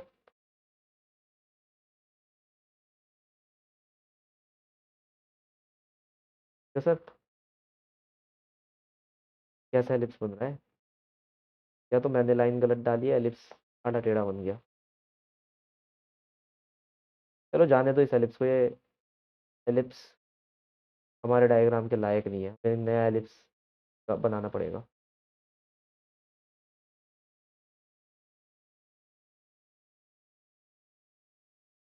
ठीक है, ये रहा, अब समझ लो यही एलिप्स है, अब इससे ज़्यादा परफेक्ट नहीं बना सकता मैं, है ना। देखो एक चीज़, इसे कहते हैं सेमी मेजर एक्सिस। क्या कहते हैं इसे? Semi major axis. कहाँ से शुरू होता है? यहाँ सेंटर से शुरू होता है, और कहाँ खत्म होता है? यहाँ पर। अगर ओवरऑल आप यहाँ से यहाँ तक को देखोगे, it is called as the major axis, two a. इसे हम क्या कहते हैं? Semi minor axis. यहाँ फोकस होता है, फोकस कितनी दूरी पर होता है? ए ई दूरी पर होता है। तो इसे हम क्या बोलते हैं? इसे हम बोलते हैं इसेंट्रिसिटी, इस ई को बोलते हैं इसेंट्रिसिटी। तो बेसिक सर्कल के अंदर सेंटर पर होता है सेंटर, यहाँ पर ये थोड़ा सा हम खिसका देते हैं, कितना खिसका देते हैं? इतना खिसका देते हैं, तो ये इसेंट्रिसिटी कहलाती है। ई को हम क्या कहते हैं? इसेंट्रिसिटी कहते हैं। अब यहाँ पर तुम्हें क्या क्या चीज़ें ध्यान रखनी है, सबसे पहली बात है, अगर मान लो तुम्हारा प्लेनेट यहाँ पर है, इस फोकाई पर है, वैसे तो दो फोकाई होते हैं, F1 और F2। अगर तुम्हारा प्लेनेट इस वाले फोकाई पर है, तो इसे हम कहते हैं पेरिजी, जो सबसे पास वाला हमारा पॉइंट होता है। देखो मान लो ये सन है तुम्हारा, सॉरी मैं प्लेनेट प्लेनेट बोले जा रहा हूँ, इसे सन बोलो। क्या बोलो इसे? सन। इसे बोलो सन। और प्लेनेट इस एलिप्टिकल ऑर्बिट में रिवॉल्व अराउंड कर रहा है सन पे। ठीक है, प्लेनेट सन के अराउंड क्या कर रहा है? रिवॉल्व अराउंड कर रहा है। तो ये वाला जो पॉइंट है हम इसे कहते हैं पेरिजी, और ये वाला जो पॉइंट है इसे हम क्या कहते हैं? अपोजी। क्लियर? वो वाला पेरिजी, ये वाला अपोजी। तो ये हेवनली बॉडी, और उसके अराउंड एक प्लेनेट क्या कर रहा है? आपका रिवॉल्व कर रहा है। तो अब आप निकालना चाहते हैं कि भाई पेरिजी की वेलोसिटी कितनी हो और अपोजी की वेलोसिटी कितनी हो। तो ध्यान रखना, आपको बस एक फॉर्मूला लगाना है, v is equal to under root, ये चीज़ मेन है, बाकी सब चीज़ें चलती रहेंगी। v is equal to under root G mass of the sun upon में सेमी मेजर एक्सिस। आप पेरिजी निकाल रहे हो तो 1 + ई 1 - ई, ये चीज़ क्लियर। अगर तुमने E-1 या E+1 कर दिया कोई फर्क नहीं पड़ रहा, आंसर बस नेगेटिव ना आए, नेगेटिव आ रहा है तो उसे पॉजिटिव बना देना। क्लियर? ये ध्यान रखना। अब बात आई आपकी अपोजी की, तो v is equal to under root of G mass of the sun upon में a 1 - ई 1 + ई, ये फॉर्मूला ध्यान रखना। ठीक है, मेरे पास एक और जनरल फॉर्मूला है, लेकिन जाने तो क्या ही लिखवाना। आप ये दो फॉर्मूले याद रखना, पेरिजी का और एक अपोजी का, ये हर बार आएगा और बार बार पूछा जाता है। आपको इसेंट्रिसिटी वगैरह सब चीज़ों की वैल्यूज वो आपको दे देगा, सेमी मेजर एक्सिस की वैल्यू दे देगा, सबकी वैल्यू दे देगा। बस आपको ये ध्यान में रखना है कि अपोजी और पेरिजी पर हम वेलोसिटीज कैसे निकाल सकते हैं।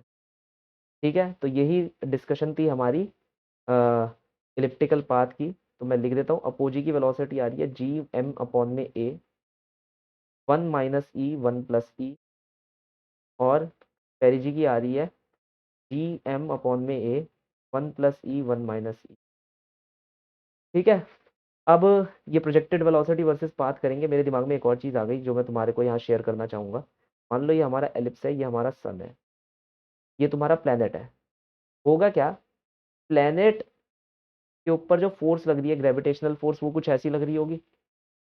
तो अगर मैं सन के अबाउट टॉर्क निकालूं, टॉर्क अबाउट सन कितनी आएगी? 0 आएगी, क्योंकि फोर्स उसी में से क्या हो रही है? पास ऑन हो रही है। तो हम यहाँ पर कह सकते हैं कि एंगुलर मोमेंटम अबाउट सन हमेशा क्या रहने वाला है? कंजर्व रहने वाला है। तो एक क्वेश्चन बहुत ज़्यादा आता है हमारा कि पेरिजी और अपोजी पेरिजी की वेलोसिटी दे देंगे तो अपोजी की पूछते रहेंगे कि भाई आपकी पेरिजी की वेलोसिटी वीपी है, find the velocity of your apogee. पेरिजी की वेलोसिटी दे देंगे और अपोजी की वेलोसिटी क्या है पूछते रहेंगे।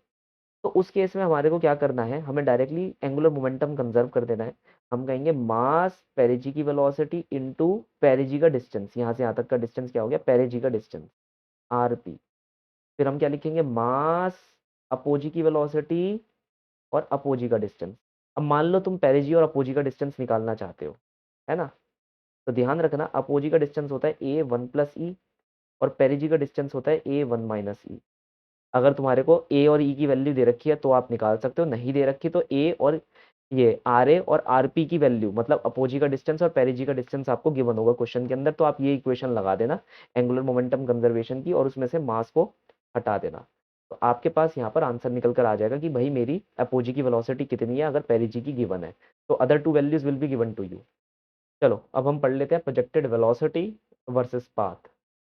यहाँ पर हम देखेंगे कि हमारे पास कौन कौन सी प्रोजेक्टेड वेलोसिटी है और उसका पाथ कैसा बनेगा। तो लेट अस अज्यूम दैट कि दिस इज अर्थ, कहाँ बनाऊं, इधर ही बना देता हूँ, दिस इज अर्थ। ठीक है, मैंने अपने ऑब्जेक्ट को जीरो वेलोसिटी से बस फ्री फॉल होने दिया। तो अगर मेरे ऑब्जेक्ट की वेलोसिटी जीरो है तो वो स्ट्रेट लाइन कवर करेगा, उसका जो पाथ रहेगा वो कैसा रहेगा, स्ट्रेट लाइन रहेगा।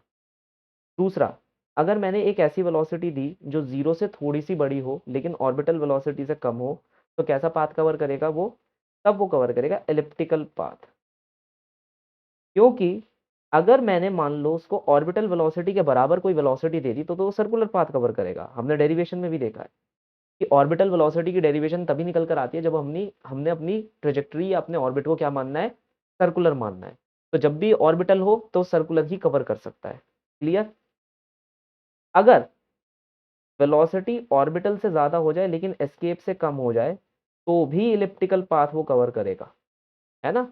Motion of your moon around the earth, motion of your earth around the sun, elliptical path.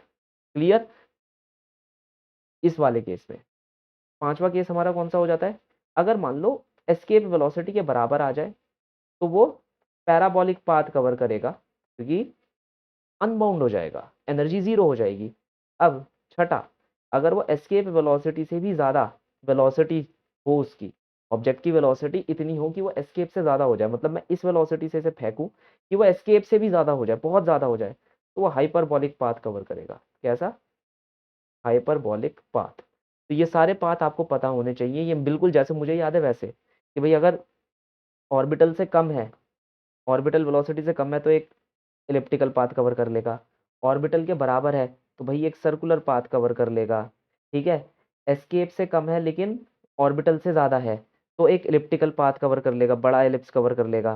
ठीक है, लेकिन अगर एस्केप के बराबर है तो पैराबोलिक पाथ कवर करता हुआ बाहर की तरफ निकल जाएगा, और अगर बहुत ही ज़्यादा है तो हाइपरबोलिक पाथ कवर करेगा। Simple as that. ये चीज़ें आपको ध्यान में रखनी है। तो यहाँ पर for a satellite moving in an orbit around the earth the ratio of kinetic energy to that of the potential energy is 1/2। ये अभी अभी तो पढ़ा था हमने, तो आंसर कितना हो जाएगा, ऑप्शन नंबर बी। सिंपल सा क्वेश्चन। केपलर लॉ के बारे में हम पढ़ेंगे तो हमारे पास तीन लॉ हो जाते हैं। सबसे पहला क्या है, पहला लॉ ये कहता है हमारे को, लॉ ऑफ ऑर्बिट, कि भाई हमारा जो सन होता है वो एलिप्स के किसी भी एक फोकाई पर एग्जिस्ट करता है, और जो हमारा प्लेनेट होता है वो around the sun elliptical orbit में क्या करता है, मूव करता है। तो हम जानते हैं हमारे पास दो फोकाई है, तो सन हमारा किसी भी एक फोकाई पर एग्जिस्ट करेगा। इलिप्स के बारे में हम पढ़ चुके हैं। क्लियर। मैं ये भी बता चुका हूं तुम्हारी अपोजी और पेरिजी पर क्या क्या वेलोसिटीज होंगी। ये पॉइंट क्या होता है पेरिजी, ये वाला पॉइंट क्या होता है अपोजी, अगर सन यहाँ पर एग्जिस्ट कर रहा है तो।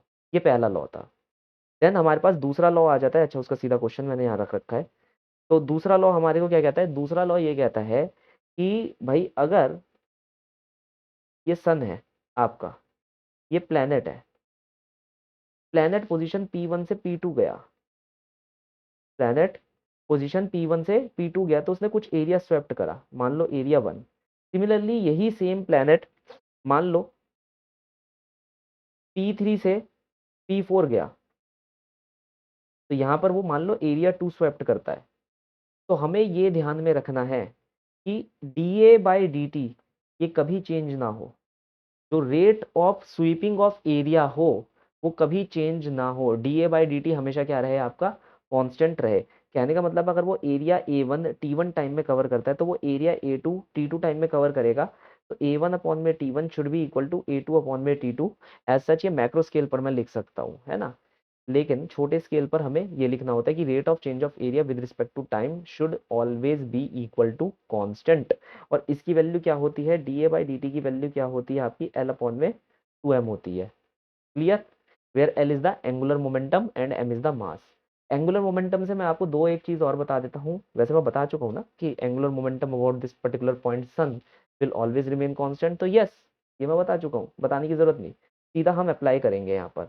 हमसे क्या कह रहा है, figure shows an elliptical orbit of planet m around the sun, the shaded area SCD, देखो ये वाला शेडेड एरिया यहाँ पर, ये SCD का जो शेडेड एरिया है, it is twice than SAB, ये दो गुना है, तो हम यहाँ पर लिखेंगे SCD is 2 times of SAB, ये इसका दो गुना है। हमने इसे एरिया A1 माना, इसे एरिया A2 माना, तो A1 is 2 times of A2। If T1 is the time for the planet to move from C to D, अगर C से D मतलब एरिया A1 को कवर करने में अगर टाइम T1 ले रहा है, तो एरिया A2 को कवर करने में टाइम T2 ले रहा है, तो हमारे को इन दोनों के बीच में रिलेशन बताना है। हम जानते हैं A1/T1 should be equal to क्या, A2/T2। A1 की वैल्यू कितनी है, 2A2 के बराबर है ना, A1 की जो वैल्यू है वो किसके बराबर है, 2A2 के बराबर है, तो A2 अपॉन में T2 क्या कर सकते हैं हम, कैंसिल आउट कर सकते हैं, हाँ कर सकते हैं सर। A2 से A2 क्या हो जाएगा हमारा, कैंसिल आउट हो जाएगा, A2 से A2 क्या हो जाएगा, कैंसिल आउट। देखो फॉर्मूला वही लगा जो मैंने यहाँ पर समझाया, ये वाला फॉर्मूला आपका यहाँ पर यूज हो रहा है नहीं हो रहा। उसने आपको एरियाज दे दिए कि भाई ये वाला जो एरिया है, ये वाला ये वाला जो एरिया, ये दो गुना है इसका, इज 2 टाइम्स, तो हमने ये स्टेटमेंट लिख दी कि area 1 is 2 times than that of the area 2। हमने इसे एरिया 1 मान लिया, उसे क्या मान लिया, एरिया 2 मान लिया। हमने बस क्या करा, हमने ये देख लिया इसके लिए कितना टाइम ले रहा है, इसके लिए कितना टाइम ले रहा है, फिर हमने अपनी इक्वेशन लगा दी A1/T1 A2/T2 और कैलकुलेट कर लिया, तो हमारे पास यहाँ पर क्या निकल कर आ जाएगा, हम ये बोल सकते हैं कि T1 उस तरफ चला गया इज 2 टाइम्स ऑफ T2, तो सी ऑप्शन हमारा क्या आ जाएगा, करेक्ट सोल्यूशन हो जाएगा। सिंपल फॉर्मूले के ऊपर ये बेस था। Kinetic energy of a planet in an elliptical orbit about the sun at the position A, B, C are Ka, Kb, Kc respectively. AC is the major axis and SB is the perpendicular to AC at the position of the sun S। अच्छा, as shown in the figure, figure यहाँ पर missing है, figure यहाँ पर क्या है, missing. चलो हम बनाकर देखते हैं। तो क्वेश्चन कह रहा है kinetic energy of the planet in an elliptical orbit around the sun at the position A B C are A B and K C. A C is the major axis, ये हमारा major axis है, ये ए हो गया और ये हमारे पास क्या हो गया, सी। ठीक है, S B is perpendicular to A C at the position of sun, तो ये हमारे पास एस बी हो गई, ये लाइन एस बी हो गई, और ये क्या है हमारे पास, परपेंडिकुलर टू द सन है। तो हमारे पास तीन चीजें पता चल गई, ये पॉइंट ए पता चल गया, ये पॉइंट हमारे पास सी पता चल गया, और ये पॉइंट हमारे पास बी पता चल गया। उसने पूछा हमसे अगर हर जगह यहाँ पर काइनेटिक एनर्जी के ए है, यहाँ काइनेटिक एनर्जी के बी है और यहाँ काइनेटिक एनर्जी के सी है, तो ये बताओ कि इनमें से कौन बड़ा है और कौन छोटा। अब डायग्राम तो मेरे पास नहीं है, यही डायग्राम बनकर आया है, तो इसी के हिसाब से देख लेते हैं। सबसे ज्यादा वेलोसिटी कहाँ होगी, ए पर, तो सबकी सबसे ज्यादा काइनेटिक एनर्जी कहाँ पर होगी, ए पर। सबसे कम वेलोसिटी कहाँ होगी, सी पर, तो सबसे कम काइनेटिक एनर्जी कहाँ होगी, सी पर। तो बी उन दोनों के बीच में आ जाएगा, तो ए की सबसे ज्यादा काइनेटिक एनर्जी, बी की उससे कम और सी की सबसे कम। Simple as that. भाई ये पेरिजी है, सबसे ज्यादा स्पीड लेकर बैठता है, ये हमारे पास अपोजी है, सबसे कम स्पीड लेकर बैठता है ना, तो यहाँ पर उन दोनों के बीच की स्पीड होगी। मानते हो नहीं मानते, क्योंकि ये पेरिजी से जस्ट थोड़ा सा दूर है, तो ऑब्वियसली यहाँ स्पीड थोड़ी सी क्या होगी, ज्यादा होगी। तो इसकी एनर्जी सबसे ज्यादा, इसकी एनर्जी उससे कम और इसकी एनर्जी सबसे कम। Clear. A planet moving along an elliptical orbit closest to the sun at a distance r and farthest to the sun at a distance, देखो r2 कह रहा है ये सन है, ये डिस्टेंस r1 है और ये डिस्टेंस आपका क्या है r2 है। मतलब पेरिजी अपोजी का डिस्टेंस आपको दे दिया।